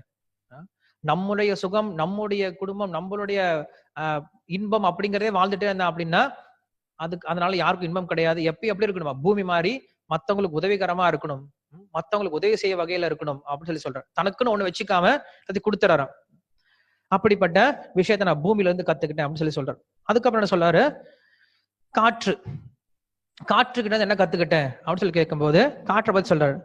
ந விசஜ்ஜதே வாயுவத் அப்படின்னா, காற்று எப்படி இருக்குமா? இப்ப வந்து காத்து என்ன ஆகுது? ஒரு நல்ல செடி இல்ல இந்த வந்து ஒரு தண்ணி மேல விழுந்து வருது அப்படின்னா, சமுத்திரத்தில் விழுந்து வருது, இல்ல நதியில விழுந்து வருதுன்னா அப்படி இருக்கும். காற்று ரொம்ப ரம்யமா, ரொம்ப நல்ல குணத்தோட, நல்ல மனத்தோட, ரொம்ப ஜிலு ஜிலு ஜிலுன்னு இருக்கும். அதே காத்து வந்து எங்கேயாவது புகைக்குள்ளாரையோ இல்ல வந்து டிச்சில போயிட்டு வந்த போது எப்படி இருக்கும்? அந்த காற்று அதோடைய வாசமானது மாறி போயிடும். சோ இங்க என்ன விஷயம் அப்படின்னா, காற்று வந்து என்ன பண்ணுது? என்னைக்கும் காற்று வந்து மாசுபடாது. அந்த இடத்துக்கு தகுந்த மாதிரி என்னது? காற்று மாறிக்கிட்டு போயிட்டே இருக்கு. அதே போல இந்த உலகத்துல நம்ம எப்படி இருக்கணும் அப்படின்னா, ஒட்டி பழகணும், அதே சமயத்துல ஒட்டி பழகாம இருக்கணும். எந்த இடத்துல எப்படி இருக்கணுமோ அந்த இடத்துல என்ன பண்ணும்? அப்படி எப்படி இருந்துட்டு போயிட்டே இருக்கணுமா? அது எப்படி இருக்கணும் அப்படிங்கிறது காத்த கேட்டாதான் தெரியும். காற்று மாதிரி இருக்கணுமா? கிருஷ்ணர் அப்படிதான் இருந்துருவாராம். கிருஷ்ணர் எப்படி இருப்பார் அப்படின்னா, மழை பெஞ்சிட்டு இருக்கு அப்படின்னா அந்த மலையில நினையாம போயிருவாராம். அப்படின்னா ஒரு துளி இன்னொரு துளி வந்துட்டு இருக்கு, 2 துளிக்கு நடுவில் கேப் இருந்துச்சு, அந்த கேப்ல பூந்து போயிருவாராம். அந்த மாதிரி இந்த உலகத்துல இருக்க கத்துக்கணுமா? பாக்குறதுக்கு வெளில பாக்குறது எப்படி இருக்கணும்? எல்லாரோட பழகுற மாதிரி இருக்கணும், பேசுற மாதிரி இருக்கணும், ஹிருதயத்தோட பழகணும். ஆனாலும் இதுல எப்படி வச்சுக்கூடாது? பற்று வச்சுக்கூடாது. காற்று அப்படிதான் இருக்கும். காற்று என்ன பண்ணும்? அந்த இடத்துல போகும்போது அப்படி இருந்துட்டு போயிட்டே இருக்கும். உண்மையில தன்னுடைய குணம் அப்படி இருக்கா? தன்னுடைய குணம் எப்பயும் சொச்சமா இருக்கும், சொச்சமா சுத்தமா இருக்கும். ராமர் அப்படி இருப்பார். ராமர் வந்து எப்பயும் கம்பீர புருஷனா இருப்பார். சீத்தை கூட பேசிட்டு இருக்கும்போது திடீர்னு வந்து விளையாட்டுத்தனமா பேச ஆரம்பிச்சார், கொஞ்சம் ஜோக்கா பேச ஆரம்பிப்பார். அதே சமயத்தில் ரிஷிகள் வந்தாங்கன்னா ரொம்ப கம்பீர புருஷனா போயிடுவார். தர்ம விஷயங்கள் அவர் உட்காந்து பேசுவார், எல்லா ரிஷிகளும் உட்காந்து கேட்டுட்டு இருப்பாங்க. ஒரே சமயத்தில் 2 விஷயத்தையும் காட்டுவார். ரொம்ப உயர்ந்த குணத்தையும் காட்டுவார், அதே சமயத்துல ரொம்ப ரம்யமாவும் பேச ஆரம்பிப்பார். அப்படி இருப்பார். ஆனா அவருடைய குணம் உண்மையால வேற மாதிரி இருக்கும். 2க்கும் அப்பாற்பட்டு இருக்கும். சோ அப்படி காற்று கிட்ட இருந்து நான் கத்துக்கிட்டேன் அப்படின்னு சொல்லி சொல்றாரு. அதுக்கப்புறம் 3வது என்ன சொல்றேன் அப்படின்னா, ஆகாசத்தை என்ன கத்துக்கிட்டேன் அப்படின்னா, ஆகாசம் எப்படி இருக்கும்? அளவு கடந்ததா இருக்கும். நீங்க எங்க போய் நின்னாலும் ஆகாசம் எப்படி இருக்கும்? அளவு கடந்ததா இருக்கும், பறந்து விரிந்ததா இருக்கும். ஆகாசம் அப்படிங்கிறது ஒரு பெரிய குடும்பம் மாதிரி, ஒரு பெரிய குடும்பம் ஆகாசம். அந்த ஆகாசத்துல சூரியன் இருக்காரு, சந்திரன் இருக்காரு, நிறைய நட்சத்திரங்கள், லட்சக்கணக்கான நட்சத்திரங்கள் இருக்கு. ஆகாசத்தை அடிப்படையா கொண்டுதான் இதெல்லாம் வாழ்ந்துட்டு இருக்கு. சூரியனோ சந்திரனோ நட்சத்திரமோ எல்லாம் ஆகாசத்துல நிலை பெற்று இருக்கு. ஆனா ஆகாசத்துக்கு இதெல்லாம் தேவை கிடையாது. சூரியன் இருந்தாலும் சந்திரன் இருந்தாலும் ஆகாசம் இருக்குன்னு சொல்ல முடியாது. ஆகாசத்தினால மத்ததெல்லாம் வாழ்ந்துட்டு இருக்கு, மத்ததெல்லாம் நிலை பெற்று இருக்கு. அதே போல நம்ம எப்படி இருக்கணும் அப்படின்னா, மற்றவர்களுக்கு உதவிகரமா இருக்கணும், மற்றவர்களுக்கு ஷெல்டரா இருக்கணும், மற்றவர்களுக்கு பாதுகாப்பு கொடுக்கக்கூடியவரா இருக்கணும். மற்றவர்களுடைய பாதுகாப்புல, மற்றவர்களுடைய தஞ்சத்துல வாழக்கூடியவரா இருக்கக்கூடாது. ஆகாசமா இருக்கணுமா, எப்பயும் ஃப்ரீயா இருக்கணும், பறந்து விரிந்து இருக்கணுமா. நாங்க சொல்றாரு, இந்த ஆகாசத்தினுடைய குணம் எப்படி இருக்கு அப்படின்னா, பகவானுடைய குணம் மாதிரியா, எப்பயும் எல்லையே தெரியாது. நம்ம நினைச்சிட்டு இருக்கோம் இங்க போனா எல்லை இருக்கும் அப்படின்னு சொல்லி சொல்றோம். பட் அந்த ஆகாசமானது எல்லை இல்லாம விரிஞ்சு இருக்கும் அப்படின்னு சொல்லி சொல்றாரு. அந்த ஆகாசம் நகர்றது கிடையாது. பார்த்தோன்னா ஆகாசம் பெருசா இருக்கமா இருக்கும். அந்த ஆகாசம் எப்படி இருக்கும்னா ஆகாசத்துக்குள்ளாரே அடங்கிரும். ஆகாசம் நகராது, ஆகாசம் ஒரே இடத்துல தான் இருக்கும். ஆத்மாவும் அப்படிதானா, இந்த பரமாத்மாவும் அப்படிதானா. பகவான் எப்படி இருக்காரு, எல்லா இடத்துலயும் நீக்க மர நிறைந்து இருக்கார் அப்படின்னு சொல்லி சொல்றோம். பகவான் நிலத்துல இருக்கார், அதே சமயத்துல எப்படி இருக்காரு, எங்கேயும் நகர்றது கிடையாது அப்படின்னு சொல்லி சொல்றாரு. நகர்றது கிடையாதுன்னு எப்படி? இப்ப நான் உட்காந்துட்டு இருக்கேன், என்னோட உட்காந்துருக்கூடிய சைஸ் என்னது, 2x2, 2 அடி 2 அகலம் உட்காந்துருக்கேன், 4 அடியில உட்காந்துட்டு இருக்கேன். இந்த 4 அடி உட்காந்துருக்கேன் அப்படின்னா, இந்த 4 அடிக்குள்ள நகர முடியுமா? இந்த 4 அடிக்குள்ள நகர முடியுமா? நகர முடியாது. ஏன்னா நான் இந்த இடம் ஃபுல்லா என்ன பண்ணிட்டேன், நிறைஞ்சு போயிட்டேன். இந்த இடம் ஃபுல்லா நான் நிறைஞ்சிருக்கேன். சோ அப்படி பகவான் எப்படி இருக்காரா, இந்த உலகம் முழுக்க நிறைஞ்சிருக்காராம். அப்படி நிறைஞ்சிருக்காரால பகவான் எங்கேயும் நகர்றது கிடையாது, எங்கேயுமே அப்படியே இருக்காரு. அதனால நம்ம வேதத்துல படிக்கும் போது பகவானை பத்தி சொல்லும் போது ஸ்திதஹா அப்படின்னு சொல்லி சொல்லுவோம். ஸ்திதஹா அப்படின்னா ஒரே இடத்துல இருப்பார், ஒரே மாதிரி இருப்பார், நகர்றது கிடையாதுன்னு சொல்லி சொல்லுவோம். அதுக்கு இதுதான் அர்த்தம். அந்த மாதிரி ஒரு இது பகவானுடைய குணம் அப்படின்னு சொல்லி சொல்றாரு. அதே போல நம்ம என்ன கத்துக்கணும் அப்படின்னா, ஆகாசம் போல மற்றவர்கள் என்ன பண்ணணும், நம்ம உதவி பண்ணக்கூடிய வகையில இருக்கணுமே தவிர நம்ம என்ன பண்ணக்கூடாது, மற்றவங்களுடைய உதவி எதிர்பார்த்து இருக்கக்கூடாது. மற்றவங்களுக்கு நம்ம உதவி பண்ணக்கூடிய நிலைமையில தான் இருக்கணும் அப்படின்னு சொல்லி சொல்றாரு. அதுக்கப்புறம் 4வது என்ன சொல்றாரு அப்படின்னா, தண்ணியை பத்தி சொல்றாரு. தண்ணியில இருந்து நிறைய விஷயம் கத்துக்கிட்டோம்பா அப்படின்னு சொல்லி சொல்றாரு. தண்ணியில இருந்து என்ன கத்துக்கிட்டீங்க அப்படின்னு சொன்னா சொல்றாரு, தண்ணியினுடைய குணங்கள் என்ன அப்படின்னு சொல்லி சொல்றாரு.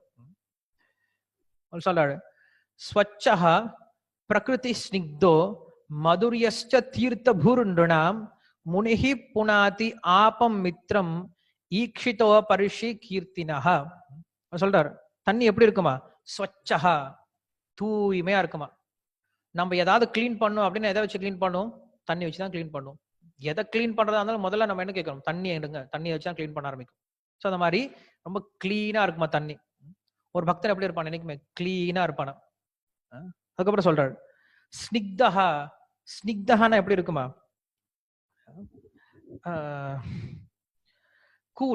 கூலா இருக்கிறது. ஸ்னிக்தஹா அப்படின்னா எப்பயுமே எப்படி இருப்பா, ரொம்ப ஜில் ஜில் ஜில் ஜில் இருக்குமா தண்ணி. தண்ணி சூடாகிறது அது வேற விஷயம். ஆனா தண்ணியோட உண்மையான குணம் என்னது, ஜில் ஜில் ஜில் இருக்கிறது, மத்தவங்களுக்கு ஹிதமா இருக்கிறது.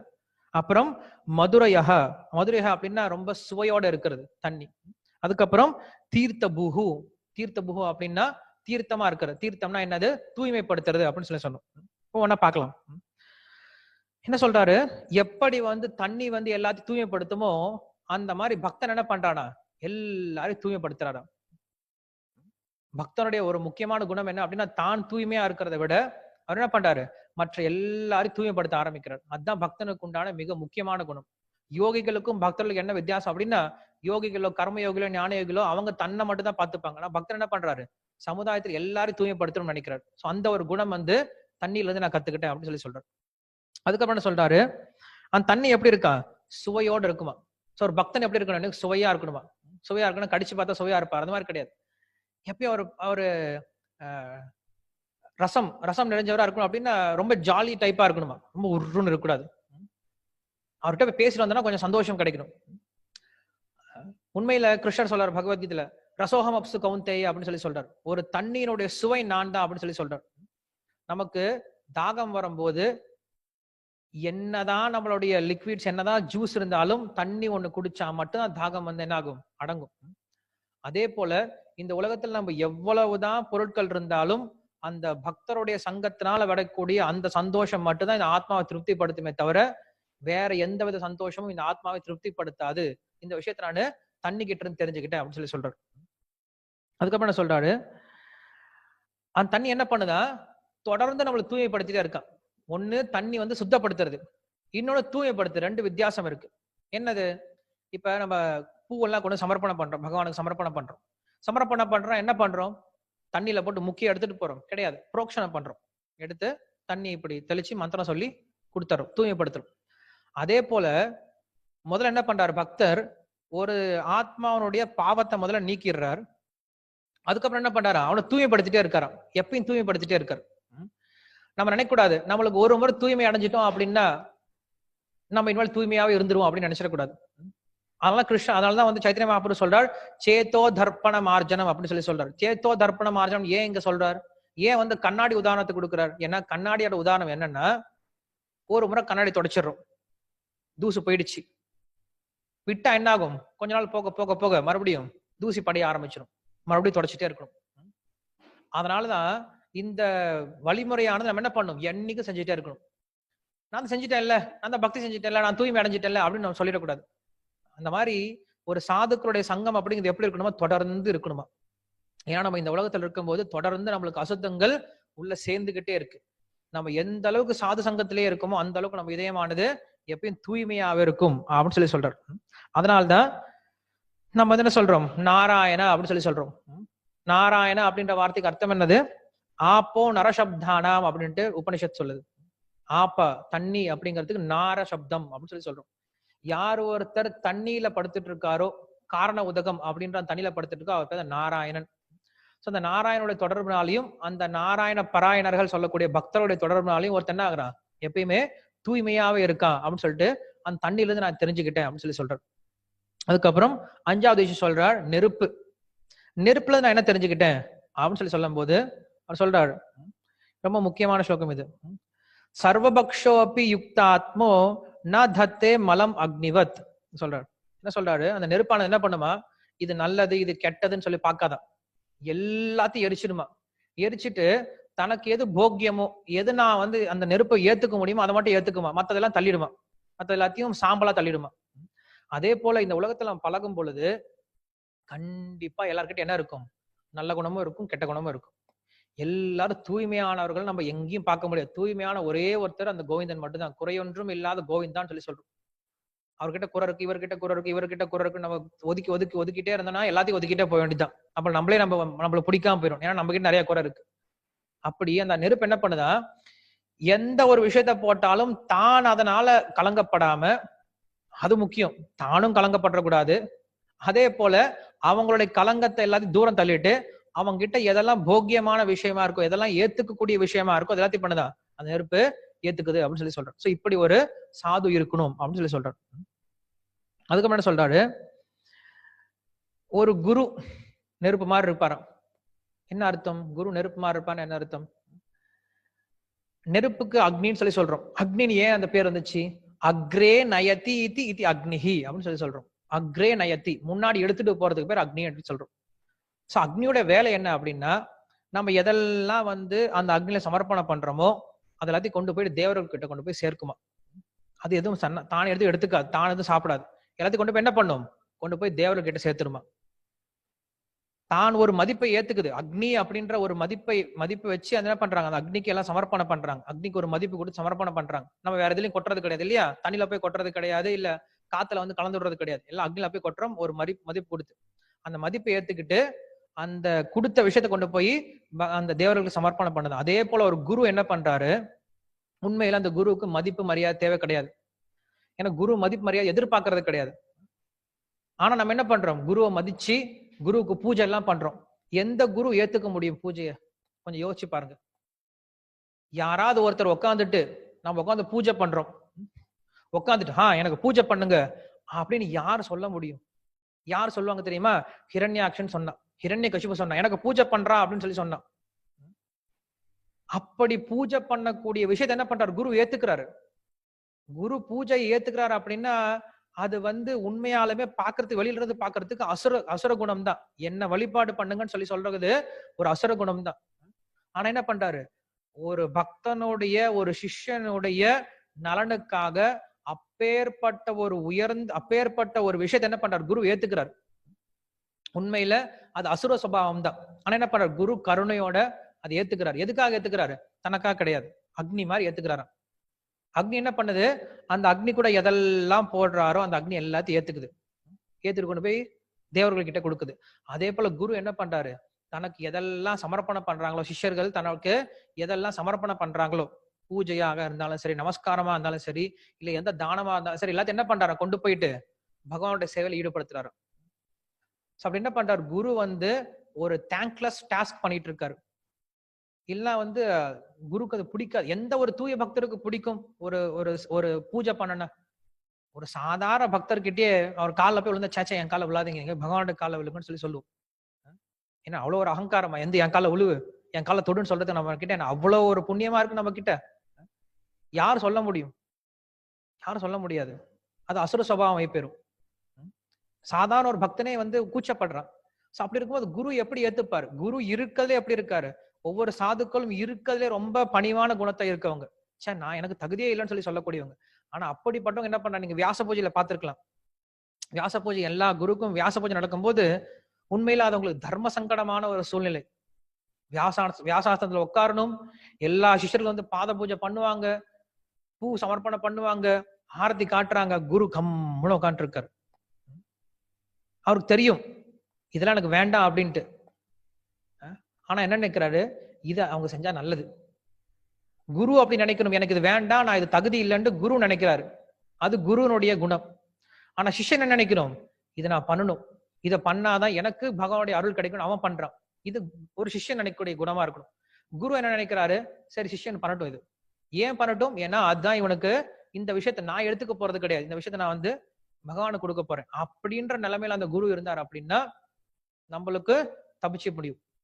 அப்படி இல்லைன்னா நம்ம அந்த குரு என்ன பண்றாரு, அவ்வளவு கர்மத்தை அவர் எடுத்துக்கிறார், நம்மளும் தப்பான விஷயத்தை கும்பிட ஆரம்பிக்கிறோம். இப்ப நரகத்தை பத்தி சொல்லும் போது 5வது காண்டத்துல அவர் சொல்றாரு, இந்த மாதிரி போலி குருக்களை, போலி அவதாரங்களை வழிபடக்கூடியவங்க என்ன ஆகுறாங்க, அவங்க என்ன பண்ண மாட்டேறாங்க, டிரான்ஸ்பரண்டா இருக்கிறது கிடையாது. டிரான்ஸ்பரண்ட் அப்படின்னா நமக்கும் பகவானுக்கும் நடுவில் இருக்கிறது தான் குரு. சோ குரு என்ன பண்றாரு, நம்ம கிட்ட கூடிய விஷயத்த வாங்கி பகவானுக்கு அப்படியே கொடுத்துறாரு, தனக்குன்னு எதுவும் உபயோகப்படுத்திக்கிறதுக்கு இல்ல. அப்படி இருந்தோம் அப்படின்னா ரொம்ப ஈஸியா என்ன பண்ண முடியும், அது பக்தி ஆகுது, அதை பகவான் அங்கீகரிக்கிறார். அதே ஸ்டபானா நடுவில் நின்றுட்டு இருந்தார் அப்படின்னா, நமக்கும் பகவானுக்கு நடுவில் நின்றுட்டு எல்லாத்தையும் அவரே வாங்கிட்டு இருந்தார் அப்படின்னா, அது இதுக்கு ஒரு உதாரணம் கொடுக்குறாங்க. என்னன்னா, ஒரு புல்லு, அதே போல ஒரு மூங்கில் மரம். ஒரு புல்லு இருக்கு அப்படின்னா எவ்வளவு பெரிய அலை வந்தாலும் அந்த புல் என்ன ஆயிடும், தாங்கி நின்றும். ஏன்னா புல் என்ன ஆகும், வளைஞ்சு கொடுத்துடும், ஏன்னா நமக்கு கிடையாது, போயிடும். ஆனா இந்த மூங்கில் மரம் என்ன ஆகும், நின்றுட்டே இருக்கும், ஸ்டஃபா நின்றுக்கும், உடஞ்சிரும். அந்த மாதிரிதான் எப்பயுமே நம்ம என்ன பண்ணணும், நமக்கு கிடையாது, இது பகவானுக்குன்னு என்ன பண்ணிடணும், சமர்ப்பணம் பண்ணிடணும். சமர்ப்பணம் பண்ணிட்டு அப்படின்னா நம்ம எப்பயுமே இப்படியே வந்துடலாம். எப்ப இதெல்லாம் நமக்கு அப்படின்னு நினைக்க ஆரம்பிக்கிறோமோ அவர் கீழே விழுந்துருவார் அப்படின்னு சொல்லி சொல்றாரு. சோ அதனால குரு எப்படி இருக்காரு, அந்த ஒரு அக்னிமா இருக்கார். அதே போலதான் ஒவ்வொரு பக்தரும், ஏன்னா ஒவ்வொரு பக்தரும் குரு தான். சைத்தன்ய மகாபிரபுடைய இயக்கத்துல ஒவ்வொருத்தரும் ஒரு சின்ன சின்ன குரு ஆகணும்னு சொல்லி சொல்றாரு. எப்படிப்பட்ட குரு ஆகணுமா, கிருஷ்ண வேத்தி சே தத்துவ குரு ஹோய் அப்படின்னு சொல்லி சொல்றாரு. கிருஷ்ண வேத்தி, கிருஷ்ணரை பத்தி தெரிஞ்சுக்கிட்டு என்ன பண்ணுங்க, யாரே தேக்கோ தாரே கஹோ கிருஷ்ணோபதேஷ் அமாராக்யா குரு ஹையா தாரே தேஷ் அப்படின்னு சொல்லி சொல்றாரு. நீங்க போய் கிருஷ்ணரை பத்தி சொல்லி கொடுத்தீங்கன்னா நீங்க குரு. சொல்லி கொடுக்காம நான் வெறுமனே குரு எனக்கு எல்லாம் நமஸ்காரம் பண்ணுங்கன்னு சொல்றதுக்கு பேரு குரு கிடையாது. நீங்க என்ன பண்ணும், மத்தவங்களுக்கு விஷயத்த சொல்லி கொடுக்க முயற்சி பண்ணும். சோ அப்படி என்ன இருக்காராம், அப்படிப்பட்ட ஒரு நெருப்பு தான், அப்படிப்பட்ட நெருப்பு கிட்ட இருந்து நான் இந்த குணத்தை கத்துக்கிட்டேன் அப்படின்னு சொல்லி சொல்றாரு. அதே மாதிரி அந்த நெருப்பு எப்படி இருக்கும் அப்படின்னா, அதுக்குன்னு ஒரு தனியான ரூபம் கிடையாது, நெருப்புன்னு தனியான ரூபம் கிடையாது. நெருப்பு என்ன பண்ணும், எந்த ஒரு ஆப்ஜெக்ட்ல எரிஞ்சிட்டு இருக்கோ அந்த ஆப்ஜெக்டோட ரூபத்துக்கு மாறி போயிடும். இப்ப போகி பண்டிகைலாம் அன்னைக்கெல்லாம் கொண்டாடி இருந்தாங்க. கொண்டாடும் போது டயர் எல்லாம் வச்சு எரிச்சிட்டு இருப்பாங்க.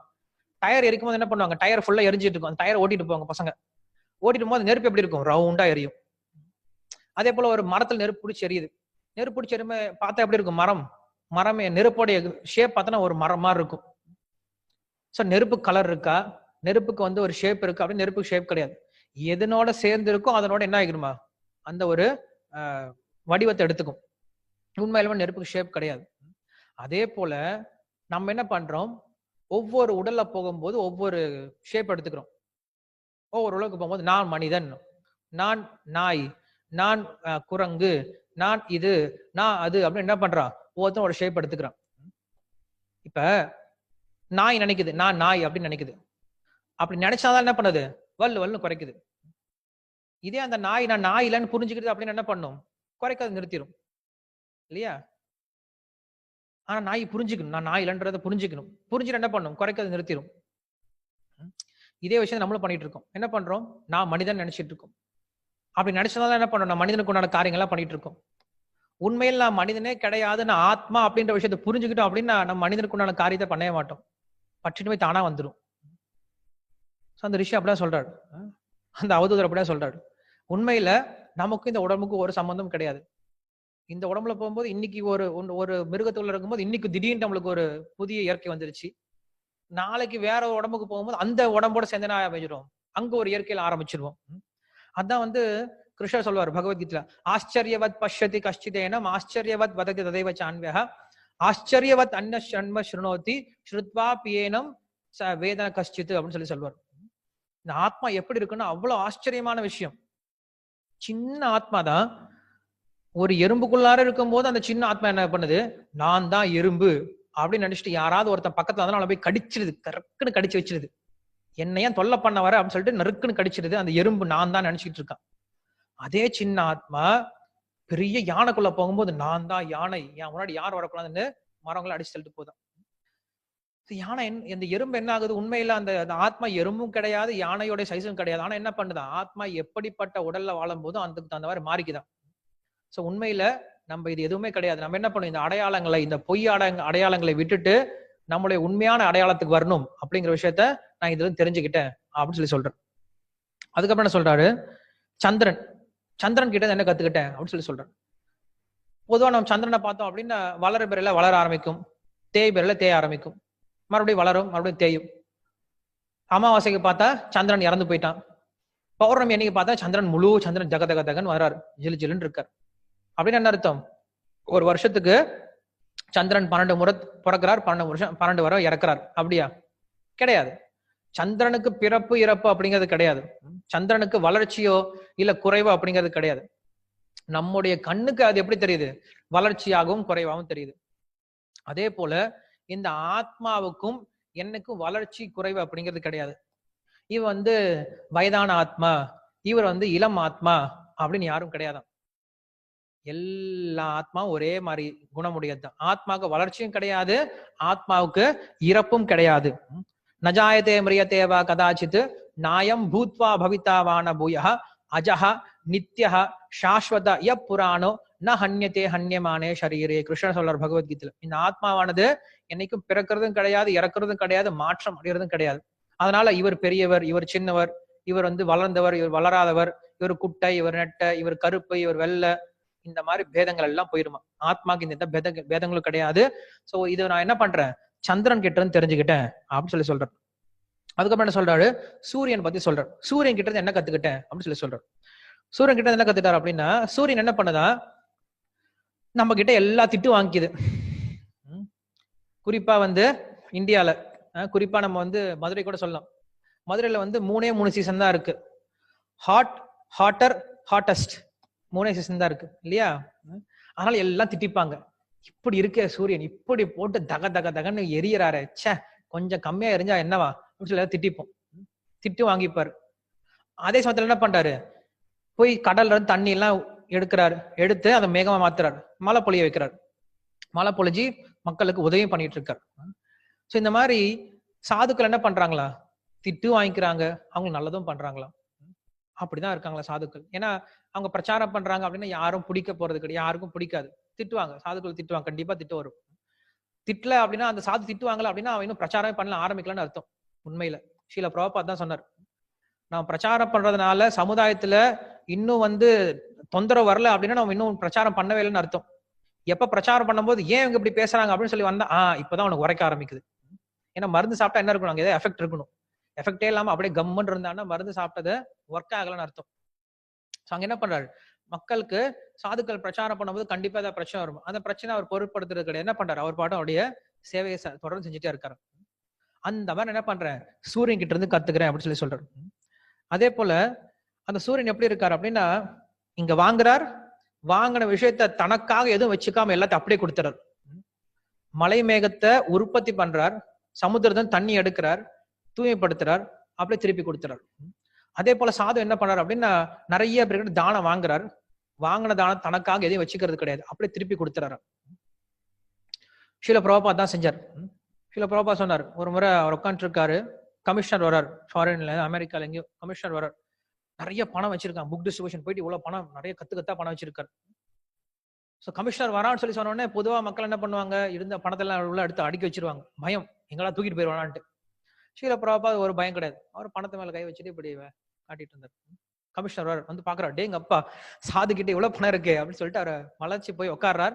அது மாதிரி சுவாமி என்ன உங்ககிட்ட இவ்வளவு பணம் இருக்கு, இந்த பணம் ரொம்ப கம்மி, உலகத்தில் இருக்க எல்லா பணத்தையும் கொடுத்தாலும் நாங்க உபயோகப்படுத்திடுவோம் கிருஷ்ணருடைய சேவையில் அப்படின்னு சொல்லி சொன்னாரு. அது உண்மைதான். ஸ்ரீல பிரபுபாத் எவ்வளவு கொண்டு வந்து கொடுத்தாலும் என்ன பண்ணுவாரு, கிருஷ்ணருடைய சேவையில உபயோகப்படுத்திடுவார். தனக்குன்னு ஒரு பைசா கூட எடுத்து வச்சுக்கல, தனக்குன்னு எடுத்து வச்சுக்கல, தன்னுடைய குடும்பத்துக்கு எடுத்து வச்சுக்கல. உண்மையான சாது அப்படிதான் இருப்பாரா, வாங்குறார், திருப்பி எல்லாத்தையும் என்ன பண்றாரு, சமுதாயத்தை கொடுத்துறாரு, கிருஷ்ணருடைய சேவையிலேயே உபயோகப்படுத்துறாரு. அப்படி வந்து சூரியன் கிட்ட இருந்து கத்துக்கிட்டேன் அப்படின்னு சொல்லி சொல்றாரு. அதுக்கப்புறம் புறா பத்தி சொல்றாரு. புறா கிட்ட இருந்து என்ன கத்துக்கிட்டேன் அப்படின்னு சொல்லி சொல்லும் போது ஒரு சின்ன கதை சொல்றாரு. இங்க இவ்வளவு நேரம் பேசிட்டே வந்துட்டு கிருஷ்ணன் என்ன பண்றாரு, அந்த அந்த அந்த அவதூதர் ஒரு சின்ன கதை சொல்றாரு. என்னவா, ஒரு மரத்துல 2 புறா இருந்துட்டு இருந்துச்சு, ஆண் புறா பெண் புறா, 2 புறா வந்துட்டு இருந்துச்சா. அந்த ஆண் புறாவுக்கு பெண் புறா மேல அவ்வளவு ஒரு இஷ்டமா, பெண் புறா இல்லாம வாழவே முடியாத, நீதான் என்னோட உயிரே அப்படின்னு சொல்லி வாழ்ந்துட்டு இருக்குமா. அப்படி அந்த பெண் புறா எதை கேட்டாலும், தன்னுடைய வாழ்க்கையில் எவ்வளவு கஷ்டமான ஒரு விஷயத்த கேட்டாலும் என்ன பண்ணிடுவான், அந்த புறா கேட்டுடுச்சு அப்படின்னா, பெண் புறா கேட்டுடுச்சுன்னா அந்த ஆண் புறா செய்யாம இருக்காதான். அந்த அளவுக்கு அது மேல ஒரு பற்றோட இருந்துட்டு இருக்கான். 2 பேரும் இனிமையா பேசிப்பாங்க, ஒருத்தர் சேர்ந்தேதான் என்ன பண்ணுவாங்க, எல்லா விஷயத்தையும் செய்யறாங்களா, ஒருத்தர் பிரிஞ்சு இருக்க முடியாத அளவுக்கு என்ன பண்றாங்களா, அப்படி சேர்ந்து வாழ்ந்துட்டாங்களாம்.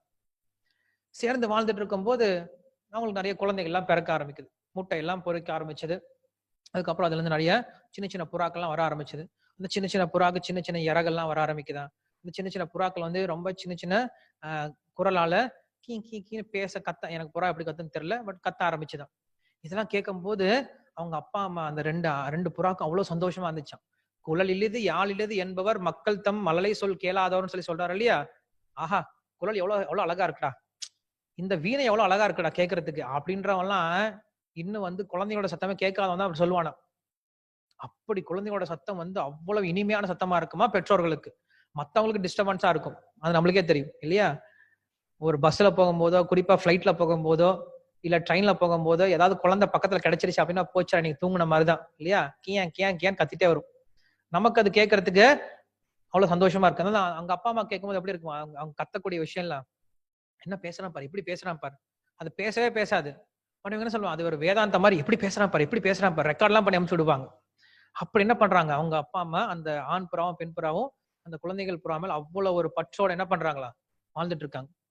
சந்தோஷமான வாழ்க்கை, நல்ல ஒரு அமைதியான ஒரு சூழ்நிலை, நல்ல ஒரு மரம், நல்ல ஒரு கூடு, நல்ல குழந்தைகள், நல்ல மனைவி, அன்பான மனைவி வாழ்ந்துட்டு இருக்கும் போது இப்படி வாழ முடியாது இல்லையா. ஏன்னா பிரபஞ்சம் அப்படின்னா மாறிக்கிட்டே இருக்க வேண்டியதுதான். திடீர்னு என்ன ஆகுது, இந்த ஆண் புறா பெண் புறா என்ன பண்றாங்க, வெளில சாப்பாடு தேடுறதுக்காக போறாங்களாம். நீ நடக்குது இல்லையா. கணவன் மனைவி 2 பேரும் என்ன பண்றாங்க, வேலைக்கு போக ஆரம்பிச்சுறாங்க, குழந்தைங்கள வீட்டுல விட்டுட்டு என்ன பண்றாங்க, 2 பேரும் இங்க சாப்பாடு இறை தேட போறாங்க. போகும்போது என்ன ஆகுது, வேடன் ஒருத்தன் வரான். வேடன் வந்து என்ன பண்றான், அந்த கூண்டை என்ன பண்றான், அப்படியே வலை போட்டு தூக்கிட்டு போயிட்டான். இன்னைக்கு நம்மளுக்கு வேடெல்லாம் தேவை கிடையாது, நம்ம வீட்டுல டிவியே போதும் நம்ம பசங்களுடைய புத்தியை தூக்கிட்டு போறதுக்கு. நம்ம அதை போட்டு விட்டு போயிடும், பசங்களுக்கு தொல்லை இல்லாம இருக்கணும் அப்படின்ட்டு. இல்ல இன்னைக்கு மொபைல் போனே போதும், இன்டர்நெட்டே போதும், எல்லாமே அதுக்குள்ளாரே இருக்கு. அந்த வேடம் என்ன பண்றான், தூக்கிட்டு போயிட்டான். தூக்கிட்டு போன பின்னாடி இவங்க வந்து பாக்குறாங்க, அந்த புறா வந்து தன்னுடைய குட்டிகள்லாம் எங்க இருக்குன்னு சொல்லி பார்க்க வராங்க. பார்க்க வந்தாங்க, புறா குட்டிகள் எதுவுமே காணோம்.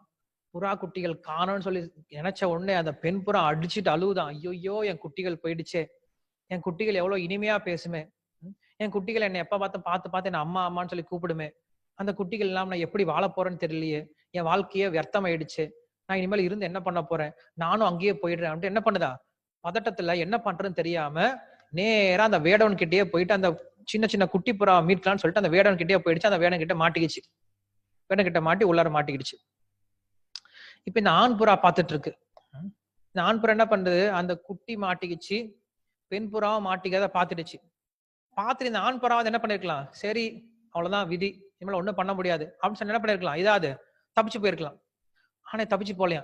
இது நினைக்குதா, இனிமேல் நான் இல்லாம எப்படி வாழ போறேன், என்னுடைய மனைவி இல்லாம நான் எப்படி இருக்க போறேன், என்னுடைய குழந்தைகள் இல்லாம நான் எப்படி இருக்க போறேன், அதனால நான் என்ன பண்றேன், நானும் விழுந்து செத்து போயிறேன். என்ன பண்ணுதா, அந்த ஒரு ஆண் புறாவும் அந்த கூண்டுல அந்த மலையில விழுந்து அதுவும் மாட்டிக்கிட்டு அப்புறம் அந்த வேடு ஈஸியா தூக்கிட்டு போயிட்டான். இதுக்கு சொல்றாரு அப்படின்னா சொல்றாரு, ந அதிஸ்நேகா சங்கோவா கர்த்தவ்ய வியாபி கேனச்சித் அப்படின்னு சொல்லி சொல்றாரு. அதிஸ்நேகம் இருக்கக்கூடாதுன்னு சொல்லி சொல்றாரு. எந்த ஒரு விஷயத்திலுமே அதிஸ்நேகம் இருக்கக்கூடாது. ஸ்நேகம் இருக்கலாம், குடும்ப விஷயத்துல குடும்பத்தால கூட பழகும் போது ஸ்நேகம் இருக்கலாம், ஒரு நட்புறவு இருக்கலாம். அதிஸ்நேகம் இருக்கக்கூடாது. அதிஸ்நேகம் இருந்தா என்ன ஆகும், படபடப்பு வந்துடும், என்ன பண்றனே தெரியாது. உதாரணத்துக்கு இப்ப வந்து எங்க அப்பாவுக்கு ஹார்ட் அட்டாக் வருதுன்னு வச்சுக்கோங்களேன். ஹார்ட் அட்டாக் வந்துச்சு அப்படின்னா பார்த்துட்டு பதறி போயிரும், என்ன பண்றதுன்னு தெரியலையே அப்படின்னு சொல்லி பதறி போயிரும். போன் எடுத்து பேசலாமா, வண்டி கூப்பிடணுமா, யாரை கூப்பிடணும் ஒண்ணுமே தெரியாது. ஏத்து வீட்டுல இருந்து ஒருத்தர் ஆள் வராரு, வந்து பாக்குறேன் என்ன ஆச்சு, அப்பா ஹார்ட் அட்டாக், ஒன்னும் பயப்படாதீங்க இருங்க அப்படின்னு சொல்லிட்டு என்ன பண்றாரு, ஃபோன் பண்றாரு, ஆம்புலன்ஸ் வருது, கூட்டிட்டு போறாரு, ஹாஸ்பிட்டலுக்கு போறாரு, ஹாஸ்பிட்டல்ல போய் டாக்டர் கிட்ட பேசுறாரு, உள்ள கூட்டு போயிட்டு ட்ரீட்மெண்ட்டுக்கு போயிடுச்சு. என்னாச்சு, அவருக்கு எல்லா வேலையும் முடிச்சிட்டார், கரெக்டா நல்லா ஆயிட்டார். இதே அடுத்த வாரம் என்ன ஆச்சு, அந்த ஏத்து வீட்டுக்கார அவங்க அப்பாவுக்கு இதே மாதிரி ஹார்ட் அட்டாக் வந்துச்சு. அப்பா அவர் பதட்டம் ஆயிட்டாரு, என்ன பண்றதுன்னு தெரியல. நான் இப்ப என்ன பண்றேன், அதே மாதிரி அவர் எப்படி பண்ணா அதே மாதிரி நான் ஹெல்ப் பண்ணேன், அவங்களுக்கு உண்டான வேலையை பண்ணி கொடுத்தேன்.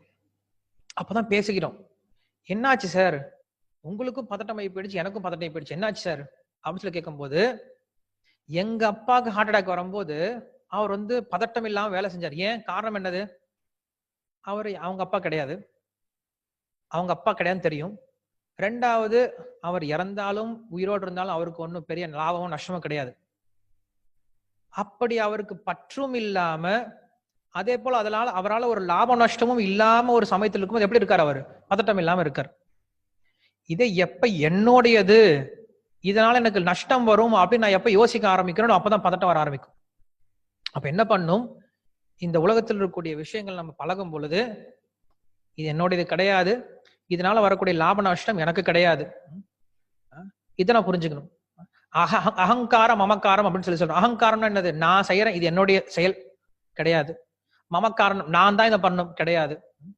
ரெண்டுமே இருக்கக்கூடாது. இது என்னுடைய செயல் கிடையாது, இதை செய்யறோம் நானும் கிடையாது, என்னுடைய பலனும் எனக்கு கிடையாது, இது மூணுமே பகவானுக்கு தான் அப்படின்ற எண்ணத்தோட பண்ண ஆரம்பிக்கணுமா. ஒரு கம்பெனிக்கு பிரச்சனை வந்துச்சு அப்படின்னா கம்பெனி முதலாளி தான் என்ன பண்ணுவான், பதட்டம் அடைவான். அங்க வேலை செய்யறவங்க ஒன்றும் பெருசா எடுத்துக்க மாட்டாங்க. மேபி அவனுக்கு வேலை போகும்னு நினைக்கலாமே தவிர வேற வந்து பயம் அவனுக்கு வரப்போறது கிடையாது.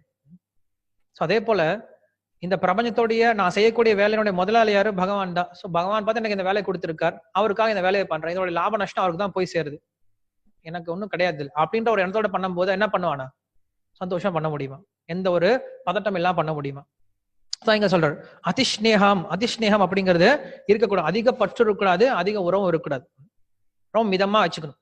இப்ப நம்ம வந்து லட்சம் எல்லாம் கொடுத்துட்டு இருக்கோம், ஒரு நாளைக்கு நிறைய பேரை மீட் பண்றோம், நிறைய பேரை சந்திக்கிறோம், எவ்வளவு உண்டோ அவ்வளவுதான் பேசிக்கணும் இல்லையா, எவ்வளவு விஷயம் உண்டோ அவ்வளவு விஷயம் பேசிக்கணும். சாஸ்திர விஷயங்களை பேசுறோம் கேட்கிறோம் போயிட்டு வந்துட்டே இருக்கும்.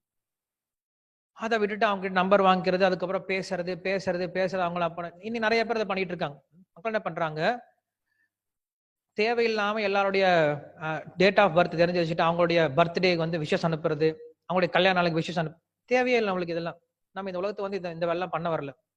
நம்ம இந்த உலகத்துக்கு வந்ததே முடிஞ்ச வரைக்கும் எல்லார்கிட்டையும் கொஞ்சம் கொஞ்சமா நம்முடைய உறவெல்லாம் கட் பண்ணிக்கிட்டு தூரமாகிட்டு கிருஷ்ண பக்தர்களோட உறவை அதிகப்படுத்திக்கிட்டு மோட்சம் போறதுக்கு உண்டான வேலையை நம்ம பார்க்கணுமே தவிர, இந்த உலகத்துல வந்து நம்ம என்ன பண்ணிடக்கூடாது, நம்ம புத்தி எல்லாத்தையும் மற்றவங்களுக்கு கொடுத்துடக்கூடாது. நம்ம புத்தியை முடிஞ்ச வரைக்கும், நம்முடைய மனசை முடிஞ்ச வரைக்கும் கிருஷ்ணருக்காக மட்டும் வச்சிருக்கணும். உங்களுக்கு இந்த கதை முன்னாடியே சொல்லியிருக்கேன் நினைக்கிறேன், கௌரவ கிருஷ்ணதாஸ் பாபாஜி மகாராஜ் கதை. கௌரவ கிருஷ்ணதாஸ் பாபாஜி மகாராஜ் என்ன பண்ணுவார் அப்படின்னா, ஒரு முறை அவரு கண்ணு போயிடும், ரொம்ப வயசான காலத்துல கண்ணு போயிடும். கண்ணு போன பின்னாடி என்ன ஆகுது, அந்த வீட்டுக்குள்ள ஒரு பாம்பு வருது. பாம்பு வந்துச்சு அப்படின்னா அங்க ஒரு வயசானம்மா இருப்பாங்க. அந்த வயசானம்மா என்ன பண்ணுவாங்க அப்படின்னா, அந்த உள்ள வீட்டுக்குள்ள வந்து அந்த பாம்பு அடிச்சு தூக்கி போட்டுருவாங்க. தூக்கி போட்டு அந்த பாபாஜி மகாராஜ் கிட்ட சொல்லுவாங்க, மகாராஜ் இந்த மாதிரி உள்ள பாம்பு இருந்துச்சு, நான் தான் அடிச்சு தூக்கி போட்டேன், ஜாக்கிரதையா இருங்க அப்படின்னு சொல்லுவாங்க. பொதுவா நம்ம என்ன பண்ணிருப்போம், அவருக்கு நன்றி சொல்லுவோம், நம்மளை வந்து காப்பாத்திட்டாங்க அப்படின்னு நம்ம நன்றி சொல்லுவோம். ஆனா அந்த பாபாஜி மகாராஜ் சொல்றாராம், நான் பாம்பு கையில செத்தாலும் பரவாயில்ல, நீ ஏன் என்ன காப்பாத்துன சொல்லி சொன்னாராம். கோவப்பட்டாராம். உன்னை யாரு வர சொன்னது? உன்னை யாரு பாம்பு அடிக்க சொன்னது? நான் பாம்பு கையில செத்தாலே பரவாயில்லையே, நீ என்ன காப்பாத்துன அப்படின்னு சொல்லி சொல்றாராம். என்ன அர்த்தம் இது? எப்படி புரிஞ்சுக்கிறது? சொல்றாரு அவரு, எப்ப பாம்பு என்ன கடிக்க வந்தது, நீ என்ன காப்பாத்துனியோ, அப்ப என்ன ஆகும்? மனசு சொல்ல ஆரம்பிக்கும், பரவாயில்லையே இந்த அம்மா என்ன காப்பாத்திட்டாலே அப்படின்னு உன் மேல என்ன ஆகும்? ஒரு பற்று வர ஆரம்பிக்கும். பகவான் தான் என்ன காப்பாத்தணும் அப்படின்ற ஒரு விரதத்துல இருக்கும் போது, ஒரு சரணாகதன் எப்படி இருக்கும் அப்படின்னா, ரக்ஷிஷ்யதீதி விஸ்வாசா, பகவான் தான் என்னுடைய சரணாகதன், பகவான் தான் என்னுடைய பாதுகாவலன் அப்படின்ற நிலையில் இருக்கும்போது, இப்ப நீ என்ன காப்பாத்த வந்த அப்படின்னா நீ என்ன பண்ணிட்ட? அந்த பகவானுடைய ஒரு பகுதியை நீ எடுத்துக்கிட்ட என்கிட்ட இருந்து. அப்ப என்ன ஆகும்? என்னுடைய மனசானது கொஞ்சம் உனக்கும் இடம் கொடுக்க ஆரம்பிக்கும். பரவாயில்லையா, அந்த அம்மா என்ன காப்பாத்தினாங்களே அப்படின்னு என்ன ஆகும்? உன் மேல ஒரு நல்ல அபிப்பிராயம் வரும். எனக்கு அந்த அபிப்பிராயம் வேண்டாம், நான் இந்த உலகத்துல இறந்தாலும் பரவாயில்ல, மத்தவங்க மேல எனக்கு பற்றல் வரக்கூடாது அப்படின்னு சொல்லி சொன்னார். அது பற்றின்மையோட உயர்ந்த நிலை கௌர கிருஷ்ணதாஸ் பாபாஜி மகாராஜ் காட்டினது. சோ நம்ம இந்த உத்தவ கீதையை படிக்கிறதுனுடைய முக்கியமான நோக்கமே என்ன அப்படின்னா, பற்றின்மை வளர்த்துக்கிறது தான். ஏன்னா பாகவதனுடைய முக்கியமான நோக்கமே பரமஹம்ச சம்ஹிதை அப்படின்னு சொல்லுவாங்க. இந்த உத்தவ கீதைக்கு இன்னொரு பேர் அப்படின்னா பரமஹம்ச சம்ஹிதை அப்படின்னு சொல்லி சொல்லுவாங்க. பரமஹம்சர்கள் இருக்க மாதிரி இருக்கணும். ஹம்சம் எப்படி இருக்கும் அப்படின்னா, தண்ணிலேயே இருக்கும் ஆனா பற்று இல்லாம இருக்கும். அதை நம்ம கத்துக்கணும். அந்த ஒரு கலையை கத்துக்கணும். எப்படி இந்த உலகத்துல இருக்கிற மாதிரியே இருக்கணும், ஆனா எப்படி இருக்கணும்? அதுல பற்று இல்லாம இருக்கணுமா? அப்படி இருந்துட்டு என்ன ஆகாது? நம்மளுக்கு எந்த வித பாதிப்பும் வராது. இப்ப மழை பெஞ்சிட்டு இருக்கு, மழை பெஞ்சிட்டு இருந்தா என்ன பண்ணுவோம்? மழை பெஞ்சிட்டு இருந்தா நம்மளுக்கு மழை நம்ம தூருதேன்னு சொல்லிட்டு என்ன பண்ணுவோம்? நகர்ந்து போயிடுவோம். இதே ஒருத்தர் ஒரு ஸ்டேஜுக்குள்ள உட்காந்து பேசிட்டு இருக்காரு, அவர் மேல மழை விழுல, அவர் என்ன பண்ணுவாரு? அவர் பாட்டு உட்காந்து இருப்பாரு, அவர் எந்திரிச்சு போக போறது கிடையாது. ஏன்னா அவர் மேல விழுல. என் மேல விழுந்தாதான் நான் என்ன பண்ணுவேன்? அந்த பாதிப்பு உள்ளாகி நான் என்ன பண்ணுவேன்? அங்க ஒரு செயலை ஆரம்பிப்பேன். என் மேல பாதிப்பு வரும். நான் என் மேல விழுது அப்படின்னு நினைச்சாதான் என்ன பாவேன்?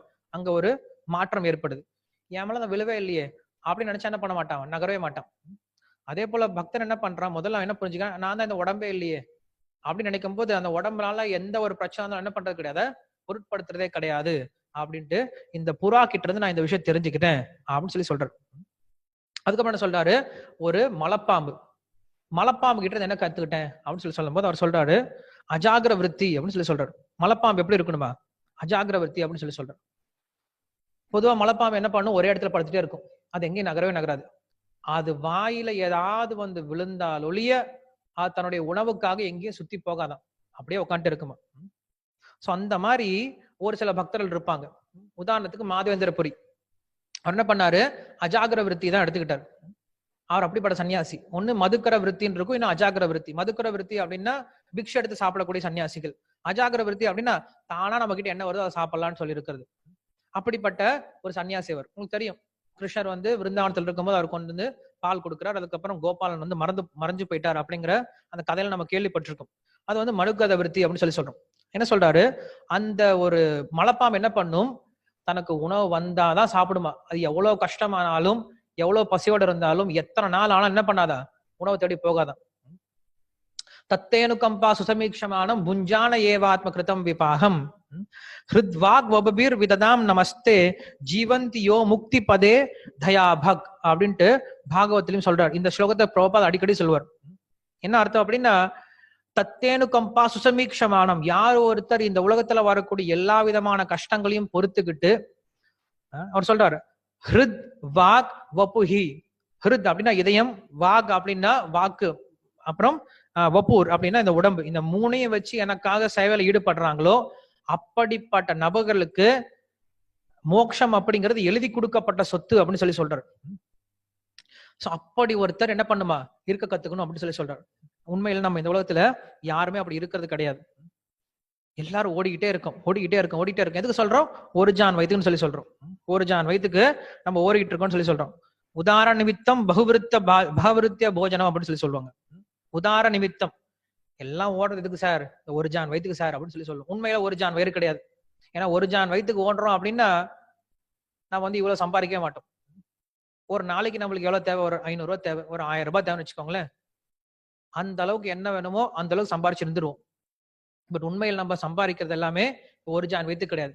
நம்மளுடைய அகங்காரத்தை, நம்மளுடைய பொய் அகங்காரத்தை, நம்மளுடைய பகட்டை, நம்மளுடைய புகழை வந்து அதிகப்படுத்துறத என்ன பண்றோம், இங்க அங்க அங்க அங்கன்னு ஓடிட்டே இருக்குமா.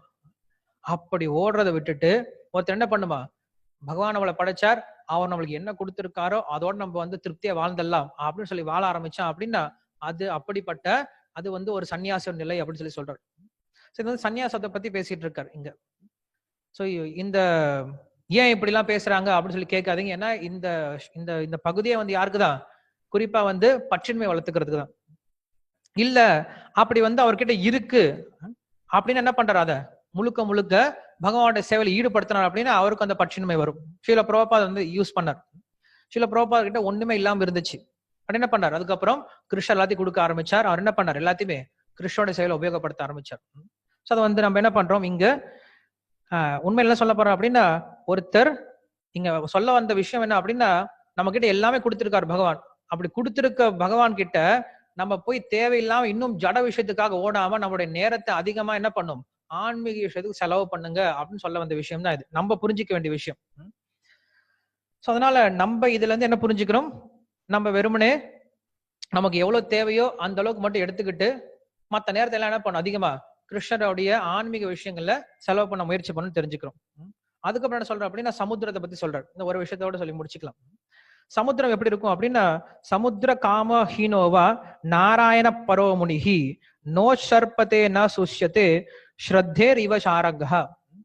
சமுத்திரம் எப்படி இருக்கும் அப்படின்னா, வெளியில இருந்து பாக்குறதுக்கு ரொம்ப ரம்யமா இருக்குமா, ரொம்ப கூலிங்கா இருக்குமா.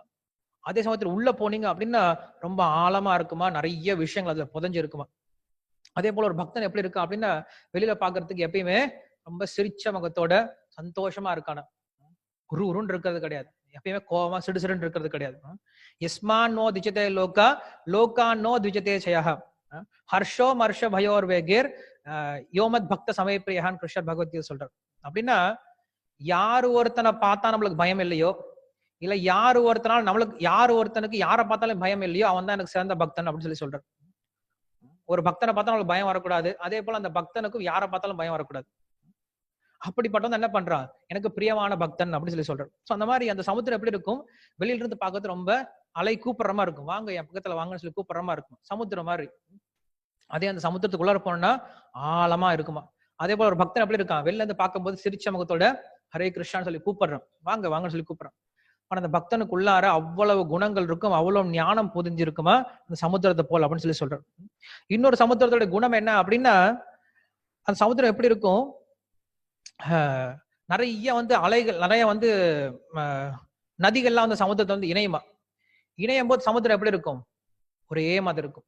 சிதப்பிரஜனுடைய குணத்தை பத்தி சொல்லும் போது சொல்றாரு. அதே போல இந்த உலகத்துல எவ்வளவு தொந்தரவுகள் வந்தாலும் அப்படி இருக்கானா, ஒரே மாதிரி இருக்கான, எந்தவித பாதிப்பும் அவனை ஏற்படுத்துறது கிடையாது. இது ஒரு விளக்கம். இன்னொரு விளக்கம் என்ன அப்படின்னா, சமுத்திரம் வேணான்னு சொன்னாலும் அந்த நதிகள், இணையக்கூடிய நதிகள் வந்து இறைஞ்சிட்டே இருக்கும். அதே போல உன்னுடைய வாழ்க்கையில உனக்கு எந்த சந்தோஷம் வரும் அப்படிங்கிறது உன்னுடைய கர்மாவில் எழுதப்பட்டிருக்கோ அது நீ வேணான்னு சொன்னாலும் வந்து சேர்ந்துடும். நீ அதுக்காக என்ன பண்ண தேவையில்லை, ஓடி ஓடி அலைய தேவையில்லை. இதே விஷயத்த வந்து நம்மளுக்கு பிரகலாதன்னு சொல்றாரு. இந்த உலகத்துல உனக்கு என்ன எழுதப்பட்டிருக்கோ அந்த அந்த கர்மா பிரகாரம் உனக்கு என்ன வரும், கண்டிப்பா துக்கங்கள் வரும் பொழுது சுகம் மைந்திரிக்கம் தைத்தியா அப்படின்னு சொல்லி சொல்றாரு. அதே போல இந்த உலகத்துல சுகம் அப்படிங்கிறதும் உன்னுடைய கர்மா பிரகாரம் கண்டிப்பா உன்னை வந்து சேரும் அப்படின்னு சொல்லி சொல்றாரு. அதனால ஒருத்தர் சமுத்திரம் மாதிரி எப்படி இருக்கணும், இப்படி அமைதியா இருக்கணும் அப்படின்னு சொல்லி சொல்றார். ஒரு சின்ன விஷயம் சொல்றார். ஒரு குரு, ரொம்ப ரொம்ப ஏழ்மையா வாழக்கூடிய ஒரு குரு இருக்கார். அவருக்கு ஒரு சிஷ்யன் இருக்கார், ரொம்ப செல்வ செழிப்போட வாழக்கூடிய சிஷ்யன், ரொம்ப பக்தியோட சிஷ்யன்.